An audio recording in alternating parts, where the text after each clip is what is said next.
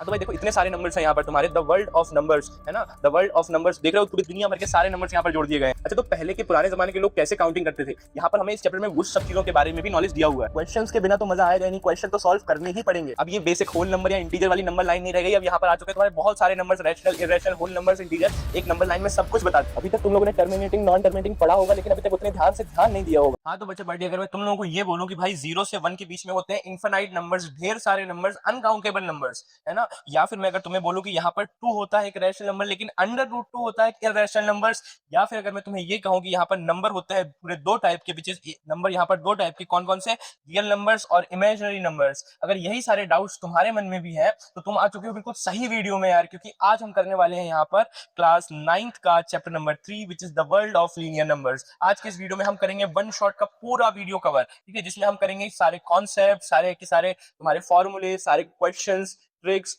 Tips, ठीक है, question practice के साथ साथ एग्जाम के लिए जितने भी इंपॉर्टेंट क्वेश्चंस होते हैं यहाँ पर, ठीक है, जितने भी इंपॉर्टेंट क्वेश्चंस होंगे, जिस टाइप के क्वेश्चन बनते हैं, वो सब कुछ यहाँ पर हम कवर कर लेंगे, ठीक है। तो बिना किसी देरी के, तुम्हारे कॉन्सेप्ट को लूज किए हुए, तुम्हारे माइंडसेट को क्रिस्टल क्लियर करते हुए इस चैप्टर को हम शुरू करते हैं बिना किसी देरी के। चलो आ जाओ देखो। तो यार देखो यहाँ पर होते हैं इतने सारे नंबर्स, जो तुम नंबर सिस्टम यहाँ पर पढ़ते हो, नंबर सिस्टम यहाँ पर जो है दुनिया भर के सारे टाइप्स के नंबर को जोड़ दिया जाता है, तब जाके यहाँ नंबर सिस्टम बनता है, ठीक है। उसका ही एक फ्लो चार्ट मैंने यहाँ पर रेडी किया हुआ है तुम्हारे लिए कि किस नंबर के अंदर क्या चीजें आ जाती हैं, किस नंबर से मिलकर क्या बनता है ना। यहाँ पर तुम बाकी वीडियोस में देखोगे तुम्हें जो है अलग अलग डेफिनेशंस क्रिएट कर दी जाती हैं, यहाँ पर तुम लोगों के लिए प्रॉपर एक फ्लो चार्ट बना दिया, एक माइंड मैप जैसा क्रिएट कर दिया है, ठीक है। चलो देखते चलो, तो total the world of numbers में जो नंबर सिस्टम आता है उसमें होते हैं मेनली 2 टाइप के नंबर्स। कौन कौन से, एक होते हैं रियल नंबर्स, एक होते हैं imaginary numbers. Real numbers are those numbers which combines rational and irrational numbers, यानी कि इररेशनल और रैशनल दोनों टाइप्स के नंबर को मिला करके बनते हैं रियल नंबर्स। रियल नंबर्स वो नंबर्स होता है जिससे तुम आसानी से एक्सप्रेस कर सकते हो, बता सकते हो, ठीक है, इन वर्ड्स में एक्सप्रेस कर सकते हो। जैसे कि अगर तुम्हें किसी को कहना है यार तुम्हारे पास 2 पेन्स हैं, 10 गाय हैं या 50 टॉफीज हैं, एनीथिंग, तुम इसको नंबर्स में एक्सप्रेस कर रहे हो, है ना, ठीक है, बता पा रहे हो, काउंटिंग बता पा रहे हो, तो वो सारे नंबर्स जो है वो रियल नंबर्स हैं। लेकिन इमेजिनरी नंबर्स नाम से ही समझ रहे होगे, वो सिर्फ इमेजिन किए जा सकते हैं, उसे अच्छे से एक्सप्रेस नहीं किया जा सकता, या फिर they only can be in our mind set, they can't be expressed, ठीक है। अच्छा, इमेजिनरी नंबर के अंदर आते हैं यहाँ पर कॉम्प्लेक्स नंबर, बहुत भिन्न भिन्न प्रकार के नंबर होते हैं, भांति भांति के नंबर्स होते हैं, लेकिन ये तुम्हें नहीं पढ़ने, क्योंकि ये जो नंबर्स है कॉम्प्लेक्स नंबर, ये क्लास 11th में आता है, ये मैंने यहाँ तुम्हें जो है आइडिया देने के लिए बता दिया है, ठीक है। अच्छा, इसके बाद में यहाँ पर तुम्हें सिर्फ और सिर्फ फोकस करना है रियल नंबर्स में, जो कि मिलकर बनते हैं एक रैशनल एंड इररेशनल नंबर्स पे। रैशनल नंबर वो नंबर होते हैं जिसको आप तुम P/Q के फॉर्म में लिखते हो, आगे मैं तुम्हें बता दूंगा डेफिनेशन अच्छे से डिटेल में, ठीक है। तो रैशनल नंबर्स के अंदर आते हैं यहाँ पर फ्रैक्शंस एंड इंटीजर्स, ठीक है। फ्रैक्शंस एंड इंटीजर्स अलग अलग होते हैं, जैसे मैं तुम्हें बताया कि रैशनल नंबर जो नंबर्स होते हैं वो P/Q के फॉर्म में होते हैं। बहुत सारे लोगों को लगता है कि फ्रैक्शंस ही जो है वो रैशनल नंबर्स हैं, बट ऐसा नहीं है मेरे प्यारे बच्चे। क्यों? क्योंकि यहाँ पर all the fractions are rational numbers but all rational numbers are not fractions। बहुत सारे बच्चों को लगता है कि कोई भी नंबर जिसमें न्यूमरेटर और साथ ही साथ डिनोमिनेटर है वो फ्रैक्शन है, बट ऐसा नहीं होता। Fractions can be only whole numbers. Whole numbers यानी कि 0 से लेके इनफिनाइट तक जो पॉजिटिव नंबर्स होते हैं वही मिला करके फ्रैक्शन बनते हैं। अगर उस पे नंबर्स नेगेटिव हो गए तो वो इंटीजर्स में काउंट हो जाते हैं, और फ्रैक्शंस कभी इंटीजर्स नहीं होते। अगर फ्रैक्शंस वैल्यू में इंटीजर्स आ गए तो वो सिर्फ रैशनल नंबर्स होते हैं। इसलिए मैंने तुम्हें कहा all the fractions are rational number but all rational numbers are not fraction. ये बहुत अच्छी स्टेटमेंट है, एग्जाम्स में रीजनिंग के टाइम पर आती है, ठीक है। अगर तुम सीबीएसई के स्टूडेंट हो या फिर किसी स्टेट बोर्ड के, ये तुम्हें इस चीज से होकर गुजरना पड़ेगा, ठीक है। चलो आगे देखो, यहाँ पर इंटीजर्स वो नंबर्स होते हैं जिसको पॉजिटिव, नेगेटिव और जीरो तीनों को कंबाइन करके बनते हैं। यहाँ पर देख रहे हो, पॉजिटिव भी, जीरो भी और नेगेटिव नंबर भी, ठीक है। अच्छा, जीरो और पॉजिटिव को कंबाइन कर लोगे, यानी कि जीरो से लेकर के पॉजिटिव में इनफिनाइट नंबर तक पहुंच जाओगे, तो वो बन जाएंगे यहाँ पर होल नंबर। क्या बन जाएंगे? होल नंबर बन जाएंगे। इसके अलावा जो है अगर जीरो कंबाइन कर लिया तो होल नंबर, यानी 0 to infinity जो होंगे वो होल नंबर। लेकिन अगर जीरो कंबाइन नहीं किया, यानी कि 1 से इंफिनिटी तक चले गए, तो वो नंबर्स कहलाएंगे नेचुरल नंबर्स। कौन से नंबर्स? Natural numbers. इसके अलावा जो नेचुरल नंबर्स होते हैं वो भी फर्दर बहुत सारे पार्ट्स में डिवाइड हो जाते हैं, जिस कंपोजिट, प्राइम, ऑड और इवन, ठीक है। इवन नंबर कौन से numbers? The numbers which are divisible by 2। ऐसे नंबर जो 2 से डिवाइड हो सकते हैं वो होते हैं इवन नंबर। वैसे ही यहाँ पर the numbers which can not be divisible by 2, ऐसे नंबर जो 2 से डिवाइड नहीं हो सकते वो होते हैं ऑड नंबर्स। इसी के साथ प्राइम नंबर कौन से नंबर्स होते हैं? इसमें बहुत ज्यादा कंफ्यूजन होता है बच्चों को, है ना। तो अपने कंफ्यूजन को बिल्कुल भी किल नहीं करना है, उसका डाउट लेना है ना, पूछना है, हमसे जानना है, ठीक है। अगर तुम्हारे पास ऐसे बहुत सारे डाउट हो तो उसे तुम कमेंट में पूछ सकते हो, अलग से तुम्हारे लिए रील अपलोड की जाएगी, है ना, ठीक है। तुम्हारे लिए अलग से डाउट, और तुम्हें मेंशन भी करूंगा उसमें, ठीक है। चलो आ जाओ, यहाँ पर देखते चलो। प्राइम नंबर्स वो नंबर्स होते हैं जो सिर्फ 1 की टेबल से और खुद से डिवाइड होते हैं, जस्ट लाइक 3, ठीक है, इसके अलावा 7, 11, 13, 17, 19, ठीक है, या 23, ठीक है, इस तरह के जो नंबर्स होते हैं ये सिर्फ खुद की टेबल से डिवाइड होते हैं। तुम 7 किसी और की टेबल में नहीं आता, 11 किसी और की टेबल में नहीं आता, 13 किसी और की टेबल में नहीं आता, 1 से सब कोई डिवाइड हो सकता है, इसलिए हम जो है 1 को ऐसे ही काउंट करते हैं, या तो 1 से डिवाइड हो या तो फिर सिर्फ खुद की टेबल में आते हो, इसके अलावा वो एल्स किसी की टेबल में नहीं आते। तो अगर जो नंबर्स और दूसरों की टेबल में भी आते हैं उनको क्या बोलेंगे हम, उनको बोलेंगे हम कंपोजिट नंबर। क्या बोलते हैं, उनको कहेंगे कंपोजिट नंबर्स, ठीक है। All the numbers which can be found on their own table, only their own table, वो होते हैं प्राइम नंबर्स, और the numbers which can also found on the L's others table, तो वो भी कंपोजिट नंबर हो जाते हैं, ठीक है। चलो आगे देखो, यहाँ पर जो नंबर्स मैंने एक्सप्लेन किए हैं उनकी डेफिनेशन भी लिख दी है यहाँ पर, अगर तुम्हें चाहिए हो तो तुम इसका स्क्रीनशॉट भी ले सकते हो, या फिर तुम्हें मेरे हर एक वीडियो के हर एक नोट्स में, ठीक है, तुम्हें मैं लिंक दे देता हूँ नीचे, ठीक है। हर एक वीडियो में जो नोट्स यूज किए हैं मैंने सारे नोट्स खुद बनाता हूँ, हैंडमेड नोट्स हैं, इनकी लिंक तुम्हें नीचे मिल जाएगी। इसके साथ साथ नोट्स के साथ मैं बहुत सारा कंटेंट भी अवेलेबल करवाता हूँ, जैसे formula sheet, important questions, PYQ questions, tips and tricks, है ना, नोट्स, अलग अलग टाइप के अलग अलग चैप्टर के सॉल्यूशंस भी अवेलेबल करवाते हैं हम, है ना। तो ये सब चीजें जो है हम लोग अवेलेबल करवा देते हैं, उसकी लिंक जो है नीचे दी हुई है, जाकर फ्री ऑफ कॉस्ट एक्सेस करो, सब कुछ तुम्हारा है मेरे भाई, है ना। इसके साथ साथ टेलीग्राम को अगर ज्वाइन नहीं किया तो जाकर कर लो, क्योंकि उसमें भी बहुत सारा कंटेंट अपलोडेड है ना। चलो ठीक है, आगे बढ़ते हैं। रियल नंबर्स मैंने तुम लोगों को बताया, ऐसे नंबर जो कि रैशनल और इरेशनल को मिला के बनते हैं और जो एक्सप्रेस किए जा सकते हैं वो सारे रियल नंबर्स हैं। Imaginary number they can't be expressed any more. Rational numbers, ठीक है, अब देखते चलो, यहाँ पर उसको हम P अपॉन Q के फॉर्म में लिख सकते हैं। किस फॉर्म में लिख सकते हैं, P अपॉन Q के फॉर्म में लिख सकते हैं, जहां पर P और Q दोनों ही होल नंबर्स होंगे। क्या होंगे, होल नंबर्स। नहीं मेरे बेटा जी, होल नंबर्स नहीं, रैशनल नंबर में इंटीजर और फ्रैक्शन दोनों आते हैं, इसलिए P और Q यहाँ पर इंटीजर्स होंगे। They can be positive and also they can be negative too, ठीक है। इसके अलावा यहाँ पर जो Q होगा, यानी कि जहां पर हमारा डिनोमिनेटर होगा, ये कभी जीरो नहीं हो सकता। देख, it can never be zero, है ना। रैशनल नंबर्स में जो वो होते हैं जो P अपॉन Q की फॉर्म में लिखे जा सकते हैं, जहां P और Q जो होता है इंटीजर होता है, और Q कभी भी जीरो के बराबर नहीं होता, ठीक है। वैसे ही रैशनल नंबर, इसका जस्ट अपोजिट नाम से समझ में आ रहा है। यहाँ क्या है, यहाँ पर Q जीरो हो सकता है, can be, not always but it can be zero. इसके अलावा ये जो होते हैं जितने भी इनपरफेक्ट स्क्वायर रूट्स होते हैं वो सारे के सारे यहाँ पर इरेशनल होते हैं। इसके साथ साथ एक चीज और, यहाँ पर P अपॉन Q के फॉर्म में नहीं लिखा जा सकता है, और ये जो है Q जीरो के बराबर हो सकता है, बट यहाँ पर P और Q दोनों ही इंटीजर्स हो सकते हैं, ठीक है। चलिए यहाँ पर देखिए, जो फ्रैक्शंस होते हैं, numbers that are part of a whole number, ऐसे नंबर जो होल नंबर का पार्ट है, ठीक है। आप होल नंबर के पार्ट है, आप इसको कैसे भी न्यूमरेटर और डिनोमिनेटर दोनों ही फॉर्म में लिख सकते हैं, ठीक है, दोनों जिसमें होने चाहिए, लेकिन न्यूमरेटर और डिनोमिनेटर दोनों ही होल नंबर्स होने चाहिए, नेगेटिव नहीं होने चाहिए। अगर नेगेटिव हो जाएंगे तो वो इंटीजर्स में काउंट हो जाएंगे, और इंटीजर्स में फ्रैक्शन नहीं इंक्लूड किए जाते हैं। अगर इंटीजर्स है फ्रैक्शन फॉर्म में तो वो फ्रैक्शन नहीं है, वो है रैशनल नंबर्स, ठीक है। इंटीजर्स यहाँ पर क्या होते हैं, ये कॉम्बिनेशंस होते हैं इस चीज के, positive numbers, negative numbers along with zero, यानी जीरो के साथ पॉजिटिव और नेगेटिव दोनों नंबर्स यूज किए जाते हैं, है ना। पॉजिटिव नंबर से 1 2 3 4 5 6, इसके अलावा तुम्हारे नेगेटिव नंबर्स यानी -1 2 4 -10, इस तरह से जितने भी नेगेटिव नंबर्स वो हो जाते हैं, और जीरो तो जीरो बाई, ठीक है, इन तीनों को कंबाइन किया जाता है। अगला पॉइंट तुम्हारा नंबर लाइन। भाई नंबर लाइन यहाँ क्या होता है, एक ऐसी स्ट्रेट लाइन जिसमें कि तुम इंटीजर्स को एक्सप्रेस करते हो, जिसमें इंटीजर्स लिखे हुए होते हैं, वो नंबर लाइन होती है। कैसे लिखोगे वहां पर इसको, ठीक है, एक स्ट्रेट नंबर लाइन लेते हैं, बीच में जीरो मेंशन करते हैं। यहाँ पर देखते चलो, एक स्ट्रेट नंबर लाइन है, बीच में जीरो मेंशन करते हो। यहाँ पर सारे के सारे तुम्हारे राइट हैंड साइड में पॉजिटिव नंबर्स होंगे, लाइक 1 2 3 4 एक्सेट्रा एक्सेट्रा, और यहाँ लेफ्ट हैंड साइड में यहाँ पर -1 -2 -3 -4, इस तरह से यहाँ पर नेगेटिव नंबर्स होंगे, है ना, ठीक है। इस तरह से अभी आगे नंबर लाइन का भी बहुत सारा गेम होने वाला है, तुम लोगों ने कमिंग नेक्स्ट में देखा होगा। भाई नंबर लाइन भी यहाँ कन्वर्ट करेंगे, बेसिक नंबर लाइन तो भी सबने देखी होगी, अभी इसमें रैशनल भी फाइंड करेंगे और इरेशनल भी फाइंड करेंगे, ठीक है। आगे देखते चलो,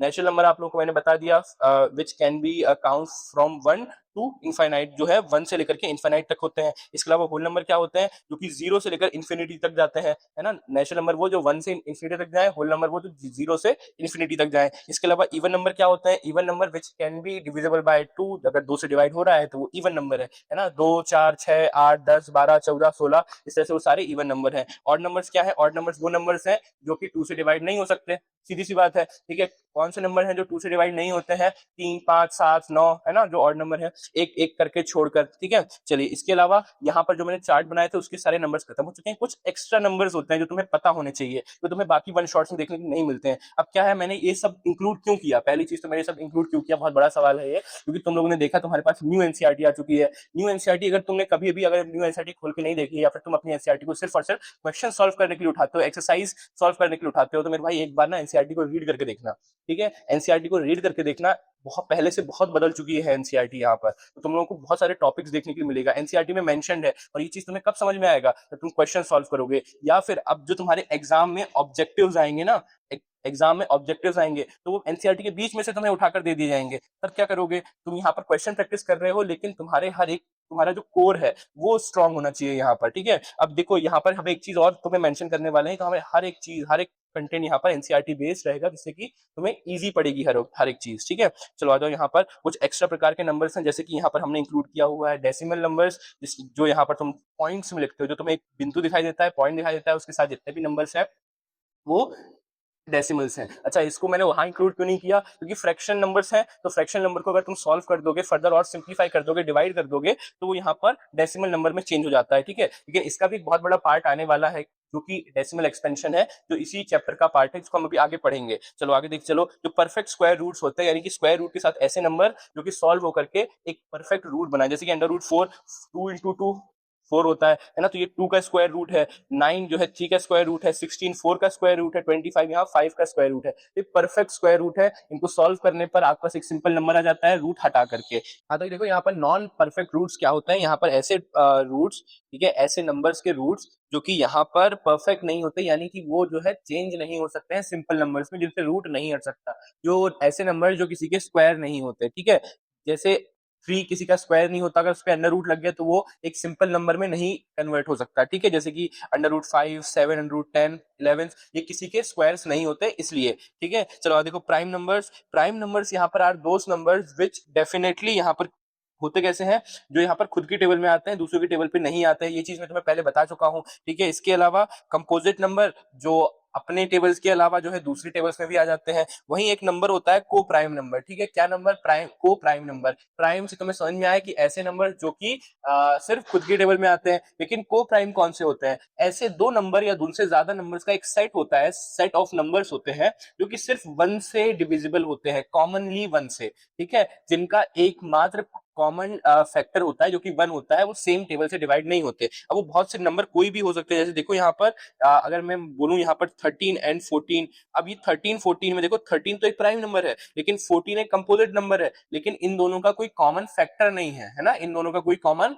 फैक्टर नहीं है। या फिर 21 और 22, इनका भी आपस में कोई कॉमन फैक्टर नहीं है ना, इसलिए ऐसे नंबर्स क्या होते हैं, को प्राइम नंबर्स कहलाते हैं, ठीक है। चलो आओ देखो आगे, अब प्राइम फैक्टराइजेशन क्या होता है। प्राइम फैक्टर या प्राइम फैक्टराइजेशन एक मेथड होता है किसी भी नंबर को सिंपल से सिंपल फॉर्म में चेंज कर देना। कैसे चेंज करते हैं, आओ मैं तुम लोगों को एक बार दिखा देता हूँ, इसे देख लो।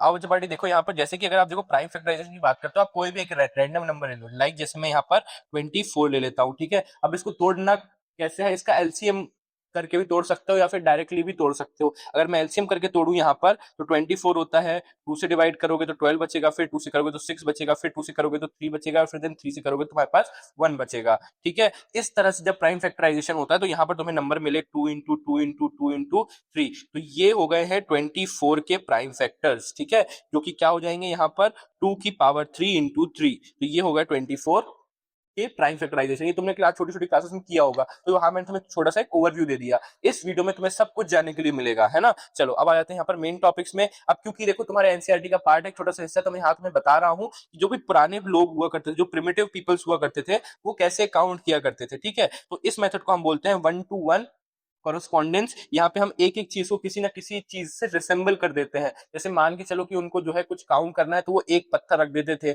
यानी कि मेरे पास वो 1 के बराबर है। कुछ चीज काउंट करनी होती थी, दो चीजें रख देते थे, यानी कि वो 2 के बराबर है। वो ऐसे एक सिग्निफिकेंटली चीजों को काउंट करना सिखाया करते थे। आज भी ये मेथड यूज होता है, जब हम बच्चों को सिखाते हैं, जब छोटे छोटे बच्चों को जब हम काउंटिंग सिखाते हैं ना, तब हम यहाँ पर 1 to 1 कॉरेस्पॉन्डेंस का यूज करते हैं, ठीक है। आगे देखो, अच्छा प्रिमिटिव पीपल्स ऐसा नहीं कि बिल्कुल सिर्फ पत्थरों की वजह से या चीजों को हम रिसेंबल करवा के उनसे काउंट करवाते थे, बट यहाँ पर जो है कुछ हमें जो है सिग्निफिकेंट चीजें मिली हैं, हमें अवशेष मिले हैं, जब हमने यहाँ पर खुदाई करते हैं, चीजों को जानते हैं, पहचानते हैं, समझते हैं, तो हमें यहाँ पर नई चीजें भी देखने के लिए मिली हैं। जैसे यहाँ पर एक बोन है जिसको हम बोलते हैं लेबोम्बो बोन, ठीक है, ये तुम्हारे एनसीईआरटी में ही है सब कुछ, तो मैं एनसीईआरटी का पूरा ओवरव्यू देकर के तुम्हें बता रहा हूँ, ठीक है। लेबेम्बो बोन एक्चुअली एक माउंटेन रेंज है, लेबेम्बो, जो कि कहाँ पाई जाती है, साउथ अफ्रीका के आसपास पाई जाती है, वहां की एक ट्राइब थी, ठीक है। तो वो ट्राइब क्या है, वो एक बोन का हिस्सा लेती है। अब ये बोन कौन सी बोन है, एक्चुअली ये फीमर बोन है, ठीक है, जो कि थोड़ी सी बड़ी होती है ना। अब इस फीमर बोन जो कि आज से करीबन 42,000 या 44,000 साल पुरानी है, ठीक है, जो कि one of the oldest mathematical artefact है, सबसे पुरानी कोई मैथमेटिकल आर्टिफैक्ट कोई पाई गई है, तो ये है ना। अब इसमें क्या है, टोटल 29 नॉचेस होती हैं, नॉचेस यानी कि उसको हड्डी को उन्होंने ऐसे करके खुरेद खुरेद के यहाँ पर 29 लाइंस खींची हैं। अभी 29 लाइंस हैं कैसी, हर एक लाइन कुछ एक फिक्स्ड दूरी पर लगी हुई है, बिल्कुल फिक्स दूरी पर, ज्यादा बिल्कुल चेंज नहीं है उसमें। अगर जैसे स्केल होती है ना, स्केल में यहाँ पर फिक्स दूरी पर 1 सेंटीमीटर, 2, 3, 4, 5, 6 सेंटीमीटर, इस वे में जो लाइंस होती हैं, बिल्कुल सेम स्केल जैसे इसमें लाइन खींची है, और लाइन 29 है। अभी तक इसका पता नहीं चला कि ये 29 लाइंस किस चीज को रिसेंबल करती हैं, लेकिन साइंटिस्ट का, मैथमेटिशियंस का, इन लोगों का ये कहना है कि या तो ये 29 लाइन से वो जो लूनर फेस हुआ करते हैं, मंथ के फेस हुआ करते हैं, कि चांद जो होता है जिस स्पीड में कम होता है, जिस स्पीड में बढ़ता है, तो जो लूनर फेस है वो 29 डेज का होता है, तो 29 डेज का लूनर फेस को वो कैलकुलेट करते होंगे। या फिर वो ये भी कर सकते हैं कि वो जो वुमेन्स होती हैं, वुमेन्स यहाँ पर अपना जो है पीरियड साइकिल जो होता है उनका, जिसको हम मेंस्ट्रुअल साइकिल कहते हैं, मेंस्ट्रुअल साइकिल को भी कैलकुलेट कर सकती है ना। तो यहाँ पर इस चीज को यहाँ पर दिखाया गया है। तो ये कुछ किसी चीज के लिए भी हो सकता है, ये सिर्फ एक अजम्पशन है, ठीक है, जो आपके एनसीईआरटी में ऑलरेडी मेंशन्ड है, ठीक है। नाम क्या है, लेबेम्बो बोन। इसके अलावा एक बोन और है जिसको हम कहते हैं इशांगो बोन, ठीक है। इशांगो बोन क्या है, यहाँ पर ये भी एक बोन ही है, लेकिन ये बोन भी कहाँ पाई गई थी, Republic of Congo, democratic Republic of Congo, ये एक देश का नाम है, इस देश में ये पाई गई थी ये बोन, ठीक है। ये कुछ 20,000 से 25,000 साल पुरानी है, और ये बोन भी फीमर बोन है। फीमर बोन आपकी यहाँ की हड्डी होती है एक, ठीक है, पैर के पास, वहां पे ये उसकी बोन है, ठीक है। अब इसमें क्या है, तीन तीन कॉलम्स बने हुए हैं, तीन अलग अलग कॉलम्स में डिवाइडेड है। कैसे कॉलम्स, यहाँ पर तुम्हें स्केल देख सकते हो, यहाँ पर ये बोन है जैसे उन्होंने मार्क किए थे, तो यहाँ पर भी उन्होंने ऐसे कार्विंग करके नॉचेस बनाए हुए हैं। तो ये नॉचेस कैसे, ऑड नंबर्स के नॉचेस, जैसे तुम देख सकते हो 11, 21, 19 और 9, ठीक है। ये एक तरीके से प्राइम नंबर्स आ गए यहाँ पर, ठीक है। 11, 13, 17, 19, ये भी देखो यहाँ पर प्राइम नंबर्स का यूज किया गया है ना। इसके अलावा देखो 3, 6, 8, 4, 10, 5, ठीक है। तो ये यहाँ पर क्या यूज किया गया है, यहाँ पर एक तरीके से मल्टीप्लीकेशन मेथड यूज किया गया है, ठीक है। 5 का 10, ठीक है, इस वे में 3 का 6, 4 का 8, इस तरह से मल्टीप्लीकेशन मेथड भी यूज किया गया है। तो ये काफी एक अच्छी खोज थी, जो लोगों को मालूम पड़ी कि मैथमेटिशियंस मतलब उस टाइम पर जो है कैलकुलेशंस कैसे हुआ करते थे, मे बी और एडवांस हुआ करते थे, लेकिन अभी हमारे पास अवशेष इन चीजों के हैं, ठीक है। चलो अब आ जाओ आगे देखो, ठीक है। अब यहाँ पर बात आती है शून्यता की। शून्यता क्या होते हैं, शून्यता बेसिकली यहाँ पर जीरो होता है। यहाँ देख सकते हो शून्य मीन जीरो, शून्य का मतलब जीरो, हिंदी में जीरो को हम शून्य कहते हैं। वहीं शून्यता का मतलब क्या होता है, विच इज जीरोनेस। जीरोनेस, अब देखो यहाँ जीरो एक थिंग है, ठीक है, एक थिंग है, वहीं जीरोनेस जैसी लग गया उसमें, वो एक फीलिंग बन जाती है, एक तरीके से खालीपन।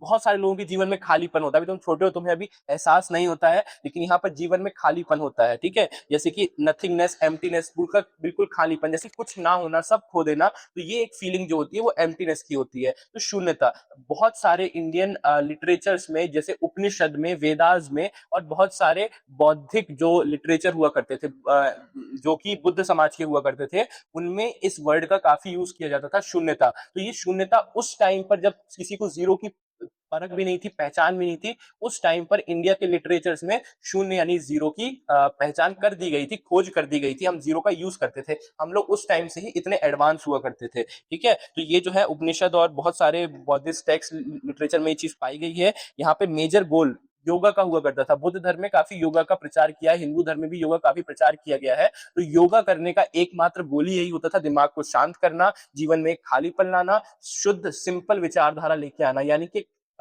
नथिंगनेस, एम्प्टीनेस, और या फिर जिसको हम शून्यता कह सकते हैं, उस चीज को हमारे जीवन में लागू करना, ठीक है। और उसी के बाद इन सब चीजों से ही इंस्पायर करके बाद में आर्यभट्टा ने आपके लिए जो है जीरो यानी कि शून्य आविष्कार कैलकुलेशंस में इंक्लूड कर दिया गया। पहले ये सिर्फ एक फिजिकल एक फीलिंग हुआ करती थी, विच इज शून्यता या शून्य, बट यहाँ पर उन्होंने उसको मैथमेटिकल यूज बता दिया आर्यभट्टा ने, ठीक है। अब जो आर्यभट्टा के जो लिटरेचर हुआ करते थे वो काफी सिंपल नहीं हुआ करते थे, थोड़े कॉम्प्लेक्स हुआ करते थे। तो वहीं एक किंग हमें मिले, एक रूलर हमें मिले, जिनका नाम था यहाँ पर ब्रह्मगुप्ता। ब्रह्मगुप्ता ने कई सारे रूल्स दिए शून्य को लेकर के, ठीक है, और उसी के साथ साथ एक किताब मिली हमें, उस किताब का नाम था यहाँ पर बख्शली, ठीक है, वो एक तरीके की यहाँ पर मैन्युस्क्रिप्ट थी। तो इस मैन्युस्क्रिप्ट में क्या होता था, एक बिंदु बना रहता था, एक डॉट बना रहता था, ठीक है। अब इस डॉट, पहले तो हमें साइंटिस्ट यानी कि जो इन सब चीजों को देखते थे, जानते थे, पहचानते थे, तो वो इन सब चीजों को सिर्फ नॉर्मली देखा करते थे, लाइक डॉट है, लेकिन उनको एक पैटर्न यहाँ पर फॉर्म होता हुआ दिखाई दिया कि जो ये डॉट है ये कैलकुलेशंस में यूज हो रहा है और हर एक डॉट का हर एक मीनिंग है, ठीक है। ये चीज को डिकोड किया था आपके ब्रह्मगुप्ता, जो कि आपके जो है ये गुप्ता पीरियड के जो है किंग हुआ करते थे, रूलर हुआ करते थे, जो चंद्रगुप्त मौर्य हुआ करते थे, उनके जो है आने वाली पीढ़ी यहाँ पर जो रूल किया करती थी वही थे ये, ठीक है। तो उन्होंने यहाँ पर इस चीज को डिकोड किया। क्या डिकोड किया उन्होंने यहाँ पर, कि जब भी जीरो को किसी में मिलाओगे, जब भी जीरो को किसी चीज में ऐड करोगे तो कोई चेंज नहीं होगा, वही चीज तुमको मिलेगी, ठीक है। वो उस टाइम से यहाँ पर ये कैलकुलेशन बेस्ड चीजें थी। इसके अलावा अगर तुम जो है किसी चीज को जीरो से घटाओगे तो भी कोई चेंज नहीं होगा, यानी कि जीरो का या तो जुड़ना या तो कम होने में कोई फर्क नहीं पड़ेगा, कि जीरो अपने आप में नथिंग है, शून्य है। उसके अलावा देखो यहाँ पर अगर तुम जो है जीरो का लेकिन अगर मल्टीप्लाई किसी चीज से होगा, ठीक है, तो वो चीज जीरो हो जाएगी, है ना। यानी जीरो किसी में ऐड होगी या कम होगी तो उससे कोई फर्क नहीं पड़ेगा, लेकिन अगर जीरो किसी से मल्टीप्लाई हो जाएगा तो वो यहाँ पर जीरो हो जाएगी, स्टिल वो जो बिल्कुल है खत्म हो जाएगी, ठीक है। आया समझ में? अब आगे देखो। अब यहाँ पर हमारा जो भी है थोड़ा सा हिस्ट्री वाला पार्ट यहाँ पर खत्म होता है एनसीईआरटी की तरफ से। अब यहाँ पर तुम्हारे इंटीजर्स आ जाते हैं। इंटीजर्स क्या होते हैं ये मैं तुम्हें स्टार्टिंग में बता चुका हूँ, एक ऐसे सेट ऑफ नंबर जो कि कॉम्बिनेशंस होते हैं, किन किन चीजों के वो कॉम्बिनेशंस होते हैं यहाँ पर, पॉजिटिव नंबर के और नेगेटिव नंबर्स के। किन किन नंबर्स के? Positive numbers and negative numbers के कॉम्बिनेशन होते हैं, अलॉन्ग विद जीरो, जीरोस को भी इंक्लूड किया जाता है। तुम देख सकते हो यहाँ पर ये तुम्हारा जीरो है, विच इज यहाँ पर तुम्हारा शून्य है। इसके अलावा तुम जैसे राइट हैंड साइड जाते हो वो पॉजिटिव इंटीजर्स हो जाते हैं, नेगेटिव साइड जाते हो मतलब लेफ्ट हैंड साइड जाते हो तो वो सारे नेगेटिव इंटीजर्स हो जाते हैं, ठीक है। अच्छा, यहाँ पर एक वर्ड दिया हुआ है, क्योंकि हम अभी हिस्ट्री की बात कर रहे थे, तो जो आपकी बख्शली मैन्युस्क्रिप्ट थी, इन सब चीजों को उन्होंने बोला कि जब भी हटाया जाता है, कम किया जाता है, यानी कि माइनस किया जाता है, ठीक है, तो उसको हम बोलते हैं ऋण, है ना। हम बोलते हैं उसको ऋण।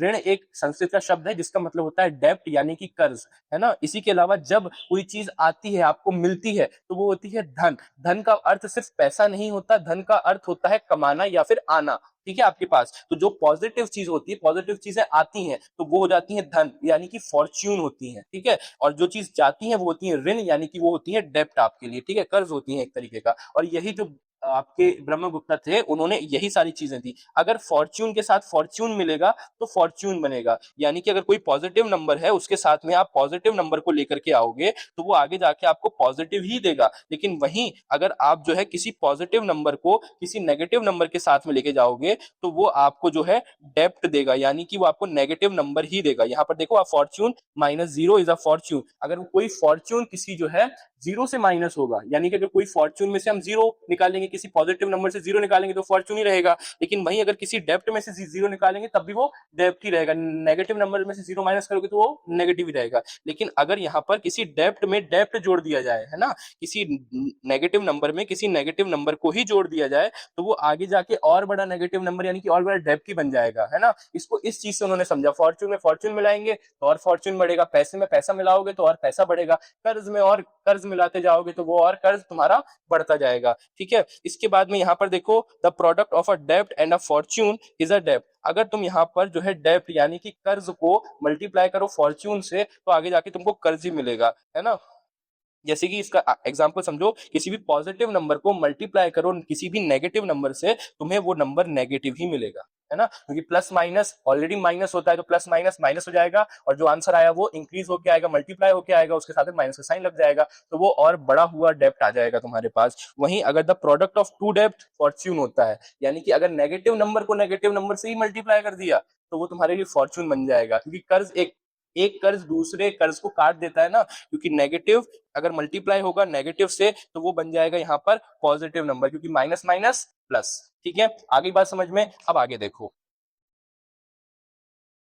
अच्छा, यहाँ पर देखो, रेशनल नंबर्स मैंने तुम्हें बताया था क्या होता है, मैं फिर से बताता हूँ। देखो, जो नंबर्स, ऐसे नंबर्स जिनको हम एक्सप्रेस कर सकते हैं यानी कि लिख सकते हैं in the form of p by q, यानी कि मैं जिसको p बाय q यानी कि अपॉन के फॉर्म में लिख सकता हूँ, ये यहाँ पर मेरा न्यूमरेटर आ जाता है और यहाँ पर मेरा डिनोमिनेटर आ जाता है। तो ऐसे नंबर्स को मैं रैशनल नंबर बोलता हूँ। अब बहुत सारे दिमाग में आता हो बहुत सारे लोगों के कि भैया इसको तो हम फ्रैक्शन भी बोलते हैं, है ना, इसको हम फ्रैक्शन भी तो बोलते हैं। पर मैंने इस चीज को पहले भी क्लियर किया आपके लिए और मैं फिर से क्लियर करता हूँ, इस चीज को समझो कि फ्रैक्शन कभी भी नेगेटिव नहीं होता है ना। रैशनल नंबर के अंदर फ्रैक्शंस भी आते हैं, बिल्कुल सही, लेकिन इसके अंदर इंटीजर्स भी आते हैं, है ना। और इंटीजर्स मैंने अभी थोड़ी देर पहले जस्ट पिछली स्लाइड में पढ़ाया कि ये नेगेटिव भी होते हैं, लेकिन फ्रैक्शन कभी भी नेगेटिव नहीं होते हैं, नेवर भी नेगेटिव। इसलिए मैंने एक स्टेटमेंट आपको चैप्टर के स्टार्टिंग में दी थी और अभी फिर से देता हूं कि all the fractions are rational number but all rational numbers are not fractions, क्योंकि अगर कोई फ्रैक्शन नेगेटिव हो जाता है तो वो सिर्फ रैशनल नंबर होता है, फ्रैक्शन नहीं होता। लेकिन अगर कोई नंबर है, कोई रैशनल नंबर है, वो पॉजिटिव है, कोई रैशनल नंबर अगर पॉजिटिव है तो इट कैन बी फ्रैक्शन, वो फ्रैक्शन हो सकता है। आगे बात समझ में तुम्हारे। अच्छा एक चीज और देखो, यहाँ पर जो p बाई क्यू के फॉर्म में तो हमने इसको लिख दिया, लेकिन ये p अपॉन क्यू होंगे क्या, वो इंटीजर्स होंगे। क्यों? क्योंकि इंटीजर्स ही वो नंबर्स होते हैं जो पॉजिटिव भी हो सकते हैं और नेगेटिव भी हो सकते हैं, है ना। और हमारे रैशनल नंबर का भी काम ऐसा ही है। अच्छा, all integers and all fraction are combinedly form rational numbers. मैं तुम्हें वहां टेबल में बताया भी था कि जो रैशनल नंबर्स होते हैं वो रैशनल नंबर्स दो पार्ट्स में डिवाइड होते हैं, एक इंटीजर्स और एक फ्रैक्शंस, है ना। तो फ्रैक्शन और इंटीजर दोनों मिला करके ही रैशनल नंबर को फॉर्म करते हैं। आगे बात समझ में। चलो अब आगे देखो। अच्छा, अब यहाँ पर रैशनल नंबर से रिलेटेड कुछ चीजें दी हुई हैं, यानी डेंसिटी ऑफ रैशनल नंबर, यानी कि एक नंबर लाइन में किसी एक पॉइंट में तुम लोग कितने रैशनल नंबर को जो है डिफाइन कर सकते हो। इस चीज को मैंने तुम्हें स्टार्टिंग में पूछा था, क्या तुमको पता है कि तुम 0 से 1 के बीच में होते हैं इनफाइनाइट रैशनल नंबर्स, है ना, या इनफाइनाइट नंबर्स, ये वही नंबर्स हैं, यानी कि तुम एक दो नंबर के बीच में कितने सारे नंबर फाइंड कर सकते हो, वो उसकी डेंसिटी होती है। जितने ज्यादा नंबर फाइंड करने जाओगी उसकी डेंसिटी उतनी ज्यादा बढ़ जाएगी, और जितने कम नंबर फाइंड करने जाओगे उसकी डेंसिटी उतनी कम होती जाएगी। ठीक है, तो ये सब चीजें हैं। अभी जब मैं तुम्हें रैशनल नंबर की नंबर लाइन सिखाऊंगा तो इस चीज को तुम्हें और बताऊंगा। यहाँ मैं तुम्हें सिर्फ डेंसिटी बता रहा हूँ, ठीक है। अब ये एग्जाम में नहीं आएंगी, इससे रिलेटेड क्वेश्चंस भी नहीं आएंगे। कैसे क्वेश्चंस आएंगे वो भी मैं तुम्हें इस वन शॉट वीडियो में करवाते चलूंगा, तो इसमें कोई भी टेंशन वाली बात नहीं है, कोई भी टेंशन बिल्कुल मत लेना यहाँ पर, ठीक है। चलो, कुछ टर्म्स है, कुछ वर्ड्स हैं, बस बताते चल रहा हूँ। डेंसिटी एक तरीके, जितने ज्यादा नंबर्स किसी दो नंबर के बीच फाइंड करने जाओगे तो वो उन दोनों के बीच में रैशनल नंबर्स की डेंसिटी हो जाएगी, ठीक है। चलो आओ देखो यहाँ पर।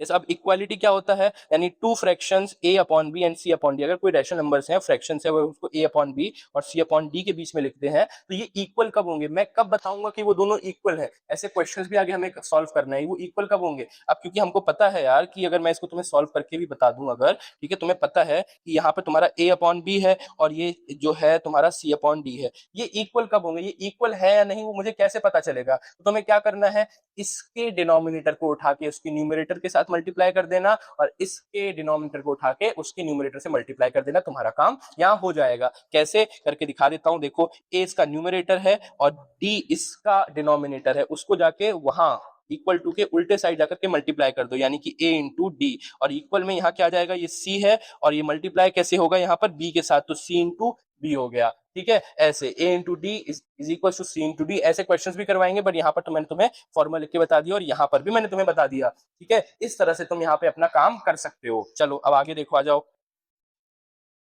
अब अगर तुम्हें रैशनल नंबर की कैलकुलेशंस करनी है तो उसके लिए भी कुछ मेथड है, क्योंकि तुमने देखो रैशनल नंबर तो अपने आप में होते तो फ्रैक्शंस ही है, फ्रैक्शन की कैलकुलेशन तुमने 7th 8th में सीखी होंगे। अब तुम्हारी बेटा 8th कैसी भी गई, ठीक है, अब 8th को भूल जाओ, ठीक है। अब यहाँ 9th को स्ट्रॉन्ग करना है, ठीक है, 9th को स्ट्रॉन्ग करना है, क्योंकि अगर 9th वीक रह गई तो 10th का बेस भी तुम्हारा वीक रह जाएगा। तो 10th के बेस को बिना लूज किए हुए, उसको बिना खराब किए हुए 9th को स्ट्रॉन्ग करो। इसीलिए मैं जो हो रहा हूँ बिल्कुल तुम्हें बेसिक से पढ़ा रहा हूँ। यहाँ पर मैं सिर्फ तुम्हें 9th कवर नहीं करवाऊंगा, एक वन शॉट वीडियो में 8th के भी सारे कॉन्सेप्ट बिल्कुल फ्रेश कर दूंगा तुम्हारे, ठीक है। चलो अब इनको एडिशन या फिर सब्ट्रैक्शन कैसे करना है वो भी देखते चलो यहाँ पर, ठीक है। सबसे पहले एडिशन या फिर सब्ट्रैक्शन करने के लिए एक चीज को ध्यान रखना है कि यहाँ पर डिनोमिनेटर सेम होना चाहिए। क्या सेम होना चाहिए, यहाँ पर तुम्हारा डिनोमिनेटर बिल्कुल सेम होना चाहिए। अब वो सेम कैसे करोगे, तुमने फ्रैक्शन में देखा होगा कि प्लस या माइनस करना है तो नीचे की वैल्यू सेम करनी पड़ेगी। अगर तुम लोगों का दो केस यहाँ बनते हैं, अगर तुम लोगों का डिनोमिनेटर पहले से ही सेम है तो उसको कुछ नहीं करना, डायरेक्टली प्लस कर दो और डिनोमिनेटर को जो जैसा है वैसा ही रहने दो, डोंट चेंज इट,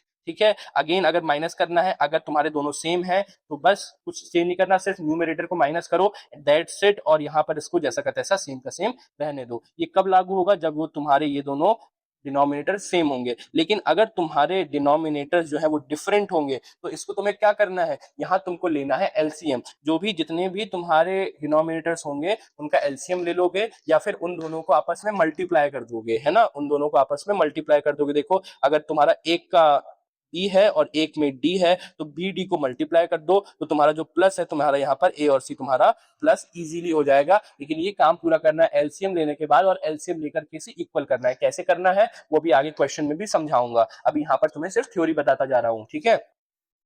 वही सेम चीज तुम्हें यहाँ माइनस के लिए भी अप्लाई करनी है। प्यारी बच्चा बर्थडे, अब देखो यहाँ पर हम करने वाले हैं कुछ बहुत प्यारे प्यारे क्वेश्चंस। अभी क्वेश्चंस में क्या है, हमें यहाँ पर बताना है कि जो गिवन रैशनल नंबर्स है ये सारे इक्वल है या नहीं, ये रैशनल नंबर्स आपस में इक्वल है या नहीं। अब इसको हम प्रूफ कैसे करेंगे इक्वल है या नहीं, मैंने जस्ट आपको थोड़ी देर पहले एक मेथड बताया था विच इज इक्वालिटी, ठीक है। नहीं देखा तो एक बार फिर से देख लो यहाँ पर, ठीक है। देखो यहाँ पर ये मेथड मैंने आपको बताया था, क्योंकि क्या है इक्वालिटी है। यहाँ पर आप ये करते हैं, इसे आपको दो फ्रैक्शन दिए हुए हैं which is A upon B या फिर सी अपॉन डी, तो यहाँ पर आप ए के डिनोमिनेटर को दूसरे के न्यूमरेटर में और इसके उसके न्यूमरेटर में इस तरह से आप मल्टीप्लाई कर देते हो। अगर वो नंबर्स आपस में इक्वल आ जाते हैं तो वो फ्रैक्शन भी या वो रैशनल नंबर्स भी आपस में क्या है, वो इक्वल है, ठीक है। चलो देखो यहाँ पर, जैसे कि यहाँ पर आपको देखने के लिए मिल रहा है 2/3, ठीक है। क्या देखने के लिए मिला आपको, 2/3 देखने के लिए मिला। और दूसरा क्या था आपके पास यहाँ पर, दूसरा था यहाँ पर 4/6। अब ये आपस में इक्वल है या नहीं वो चेक करना है मुझे, तो मैं यहाँ 2 into 6 is equal to 3 into 4 रख दूंगा, है ना।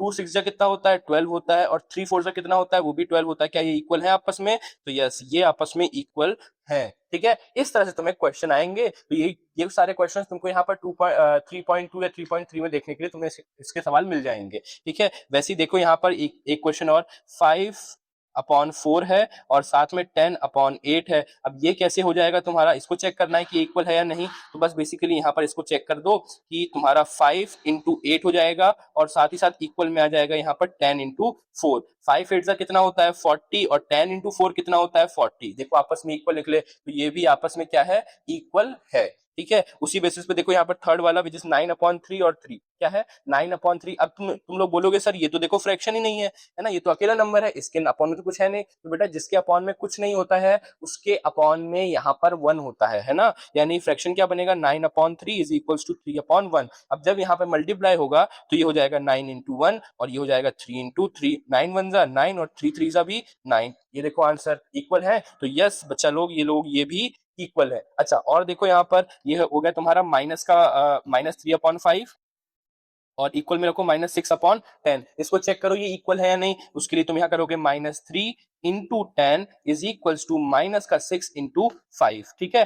3 10 जा 30 और माइनस का साइन था इसलिए माइनस का साइन, ठीक है। 6 5 जा 30 और माइनस का साइन था इसलिए माइनस का साइन। देखो तुम्हारे यहाँ पर भी इक्वल आ गया, यानी कि ये भी इक्वल है। इस तरह से तुम्हें बताना है कि कोई चीज इक्वल है या फिर नहीं है, ठीक है। चलो अब आगे देखो। अब बच्चा पार्टी यहाँ पर तुम्हारी मैंने कहा था कि नंबर लाइंस जो है एक्सपेंड हो जाएंगी, काफी सारी वैरायटी में आ जाएंगी। अब तुम्हारी नंबर लाइन यहाँ पर बढ़ चुकी है। कैसे बढ़ चुकी है वो देखो यहाँ पर। अब तुम सिर्फ पहले होल नंबर दिखा देते हैं ना, ये रहा तुम्हारा होल नंबर का एग्जाम्पल। कुछ ऐसी नंबर लाइन बनाते थे जिसमें तुम्हारे पास 0 1 2 3 और 0 -1 -2 -3 इस तरह से नंबर हुआ करते थे, ठीक है। नंबर में था होल नंबर्स, ठीक है। नंबर लाइन में था होल नंबर्स हुआ करते थे। अब देखो यहाँ पर क्या है, अब थोड़ी सी नंबर लाइन को हमने थोड़ा सा और ज्यादा डिटेल में किया है। तुमने देखा है पहले के टाइम पे जो स्केल आती थी वहां पर सिर्फ 1 2 3 4 5 6 डायरेक्ट सेंटीमीटर लिखे होते थे, लेकिन अब जो स्केल आती है वहां तुम्हें 1 सेंटीमीटर के बीच में भी जो है नंबर्स लिखे हुए दिखते हैं, 1 से 2 के बीच में। एक वो डॉम्स की स्केल आती है ना, उसमें तुम देखते हो कि नंबर्स के बीच में जो है भी तुम्हारे 10 पार्ट्स में जो 10 लाइन की चीज होती है 1 सेंटीमीटर के बीच में, उसमें भी काउंटिंग होती है। यानी 1 2 3 4 5 6 7 8 9 10 है ना, इस तरह से काउंटिंग होती है। वैसे ही काउंटिंग है ये। होल नंबर्स के बीच में भी कई सारे नंबर्स हैं। आप एक नंबर को कितने सारे पार्ट्स में डिवाइड कर दोगे वो उतने सारे होल नंबर्स बनते जाएंगे, उतने सारे रैशनल नंबर्स बनते जाएंगे। मैं तुमको एक चीज और बताई थी ना, density of a rational number, यानी कि तुम किसी भी दो होल नंबर्स के बीच में कितने सारे रैशनल नंबर्स फाइंड कर सकते हो, है ना। ये वही चीज है। तुम जितना बड़ा डिनोमिनेटर अज्यूम कर सकते हो, तुम जिस भी नंबर का डिनोमिनेटर को जितना भी इंक्रीज कर दोगे उसके होल नंबर्स वहां पर उतने ज्यादा बढ़ते जाएंगे, ठीक है। जितना बड़ा डिनोमिनेटर उतने ज्यादा रैशनल नंबर्स, है ना। यहाँ पर ये चीज है। तो कुछ इस प्रकार से रैशनल नंबर्स तुम इसके बीच में फाइंड कर सकते हो, और इसमें क्वेश्चंस कैसे आते हैं वो भी बताऊंगा आगे, ठीक है। चलो आगे चलो। यहाँ पर देखो, ठीक है, ये आ गया तुम लोगों के क्वेश्चंस तुम लोगों के लिए, ठीक है। देखते चलो। यहाँ पर हमसे पूछा हुआ है कि हमको 2/3 -5/4 और 3/2 हमको एक ही नंबर लाइन में रिप्रेजेंट करने हैं। नंबर लाइन में हमें रिप्रेजेंट करके बताने हैं। यही क्वेश्चन तो मैं तुम लोगों को पहले भी बता रहा था, ठीक है। इन्हें कैसे करना है वो भी देखो। हम लोग यहाँ क्या करते हैं, एक नंबर लाइन को फॉर्म करते हैं, ठीक है। एक नंबर लाइन यहाँ पर हम फॉर्म करते हैं। ठीक है, नंबर लाइन आपकी कुछ ऐसी ही दिखेगी। ये तुम्हारी नंबर लाइन हो गई। यहाँ पर देखो तुम लोगों का 0 हो गया। उसी तरह से देखो यहाँ पर तुम लोगों का ये 1, ये 2 और ये 3 हमने कर लिया। वहीं ये -1, माइनस का 2 और साथ ही साथ माइनस का 3 भी हमने कर लिया। ठीक है, अब देखो यहाँ पर क्या करना है कि अब तुम्हें रैशनल नंबर्स यहाँ फाइंड करने हैं। ठीक है, अब देखो उसको तुम कैसे बनाओगे। जैसे तुम लोगों को यहाँ पर देखो 2/3 दिख रहा है। 2/3 किसके बराबर है यहाँ पर, है ना। अगर आप देखो 2/3, मैं सिर्फ समझने की बात बता रहा हूँ, सॉल्व करके भी बताऊंगा, तुम इसको दिमाग में कैसे बैठा सकते हो। अगर यहाँ पर तुम किसी भी मतलब 2 को 3 से डिवाइड करते हो, देन यू गेट इजीली यहाँ पर 0.66। ठीक है, क्या वैल्यू आई, 0.66। यानी कि तुमको इतना तो अंदाजा पड़ रहा होगा कि 0.66 जो है 0 से 1 के बीच में आता है। कहाँ आता है, 0 से 1 के बीच में पड़ता है। ठीक है, यानी कि तुम्हारा नंबर कहीं ना कहीं ये वाला यहाँ पर फॉर्म होगा। ठीक है, अच्छा, इसको तुम इक्वली 2 हाफ्स में डिवाइड कर दोगे, यानी कि ये तुम्हारा 0.5 हो जाएगा, है ना। इसी प्रकार से तुम्हारा ये नंबर आएगा। या फिर तुम यहाँ पर 0 से 1 के बीच में कितने नंबर्स हैं, एक नंबर है। इसको 3 पार्ट्स में डिवाइड करो, कितना आ गया यहाँ पर 0.33 आ गया। वैसे ही इसको भी तुम लोग यहाँ पर क्या करो, 3 पार्ट्स में डिवाइड कर दो। ठीक है, 3 पार्ट्स में इसको डिवाइड कर दो। अगर तुम इसको 3 पार्ट्स में डिवाइड कर दोगे तो कुछ ये ऐसा दिखेगा यहाँ पर, इस तरह से। ये हो गया तुम लोगों का यहाँ पर 1.3, ये हो गया तुम लोगों का 2.3 और 3.3 जो होता है 3.3 इज इक्वल टू 1 होता है ना। तो ये तुम्हारा देखो 1 भी हो गया। इसी वे में तुम यहाँ पर जो 2/3 जो तुमने लिखा है, यही तो तुम लोगों को रिप्रेजेंट करना था। यहाँ पर कितना नंबर लिखा है, नीचे 3 लिखा है। ठीक है, तो तुम यहाँ पर क्या करो, हर एक नंबर को 3 से डिवाइड कर दो, उसके नीचे डिनोमिनेटर 3 लगा दो, उतने ही पार्ट्स में बांट दो। हर एक जो यूनिट है 0 से 1 के बीच में, यहाँ पर एक यूनिट है, हर यूनिट को तुम लोगों को 3 पार्ट्स में डिवाइड कर देना है। 3 पार्ट्स में डिवाइड कर दोगे तुम लोगों को उसका नंबर मिल जाएगा। कैसे, ये वाला भी देख लो। ठीक है, यहाँ पर कितना लिखा है, यहाँ पर 4 लिखा हुआ है ना। तो मैं यहाँ पर हर एक यूनिट को, हर एक पार्ट को 4 पार्ट्स में डिवाइड कर लेता हूँ। ठीक है, अब देखो कैसे डिवाइड करूंगा, 0 से 1 के बीच में 4 यूनिट्स। ठीक है, ये 2 और 3, यानी कि ये तुम्हारा हो जाएगा 1/4, ये हो जाएगा तुम्हारा 2/4, ये हो जाएगा 3/4। वो भी सारे के सारे माइनस के, क्योंकि ये सब लोग लेफ्ट हैंड साइड में आ रहे हैं ना, सब लोग लेफ्ट हैंड साइड है, इसलिए सारे नंबर नेगेटिव है। यहाँ तक कितना आया, 3/4 तक आ गया यहाँ पर, है ना। यहाँ पर 3/4 तक आ गया। ये -1 है, यानी कि -4/4 है, इसलिए इज इक्वल टू -1 है। इसके आगे फिर से और 4 से डिवाइड करते हुए चलो, 4 से डिवाइड करते हुए चलोगे तो यहाँ तो मिल जाएगा 1, 2 और 3, यानी कि ये वाला नंबर तुम्हारा हो जाएगा यहाँ पर माइनस का 5/4, ये हो जाएगा माइनस का 6/4 और ये हो जाएगा माइनस का 7/4। उसी वे में यहाँ पर जो उसके बाद जो आता है -8/4, तो ये आप डिवाइड करोगे तो आपको माइनस का 2 ही मिलेगा, जो कि आपका नंबर ये रहा। अब तुम्हें यहाँ क्या फाइंड करना था, -5/4 फाइंड करना था ना। तो 5/4 कहाँ आ गया, देखो -5/4 यहाँ पर ये रहा तुम लोगों का, -5/4 ये रहा। तुम लोगों ने इसको भी मार्क कर लिया और यहाँ पर तुम लोगों ने 2/3 भी मार्क कर लिया था, है ना। सिंपल है, ज्यादा कोई टफ नहीं है। और ये रहा तुम्हारा देखो 3/2। अब यहाँ 3/2 है, इसको तुम्हें हर एक यूनिट को 2 पार्ट्स में डिवाइड करना है। ठीक है, इसको भी मैं तुम लोगों को करके दिखा देता हूँ। यहाँ पर अगर मैं एक छोटी सी नंबर लाइन यहाँ पर भी बना लूँ, ठीक है, छोटी सी नंबर लाइन में तुम लोगों के लिए यहाँ पर भी बना लूँ, तो ये छोटी सी नंबर लाइन 0, 1 और 2। ठीक है, वैसे ही वाले -1 और -2, है ना। इस तरह से ये नंबर्स तुम्हारे हो गए। हर एक को 2 पार्ट्स में डिवाइड करना है, यानी कुछ ऐसे 2 पार्ट्स में डिवाइड हो जाएगा। ये हो गया तुम्हारा 0.5, ये हो गया तुम्हारा 1.5। अब ये कैसे हो गए, 0.5 को तुम यहाँ पर लिखते कैसे हो, 1/2 लिखते हो, और इसको तुम 3/2 लिखते हो 1.5 को, है ना। 1/2, 2/2 तुम्हारा 1 हो जाएगा, फिर एक और इंक्रीज करोगे तो 3/2 हो जाएगा। तो ये तुम्हारा कैसा हो गया, ये यहाँ पर तुम्हारा 3/2 मिल गया। और ना नंबर लाइन, इस तरह से तुम लोग जो नंबर लाइन में कितने भी रैशनल नंबर को रिप्रेजेंट कर सकते हो। बस इसको याद रखना, जितना नंबर तुम्हें रिप्रेजेंट करना है, जितना फ्रैक्शन तुमको देखना है, उस फ्रैक्शन को देखो, उसमें जो भी डिनोमिनेटर लिखा है आपने एक यूनिट को उतने पार्ट्स में डिवाइड कर दो, इजीली तुम्हें मिल जाएगा। ठीक है, चलो और कैसे क्वेश्चंस आते हैं इसमें वो भी देख लो।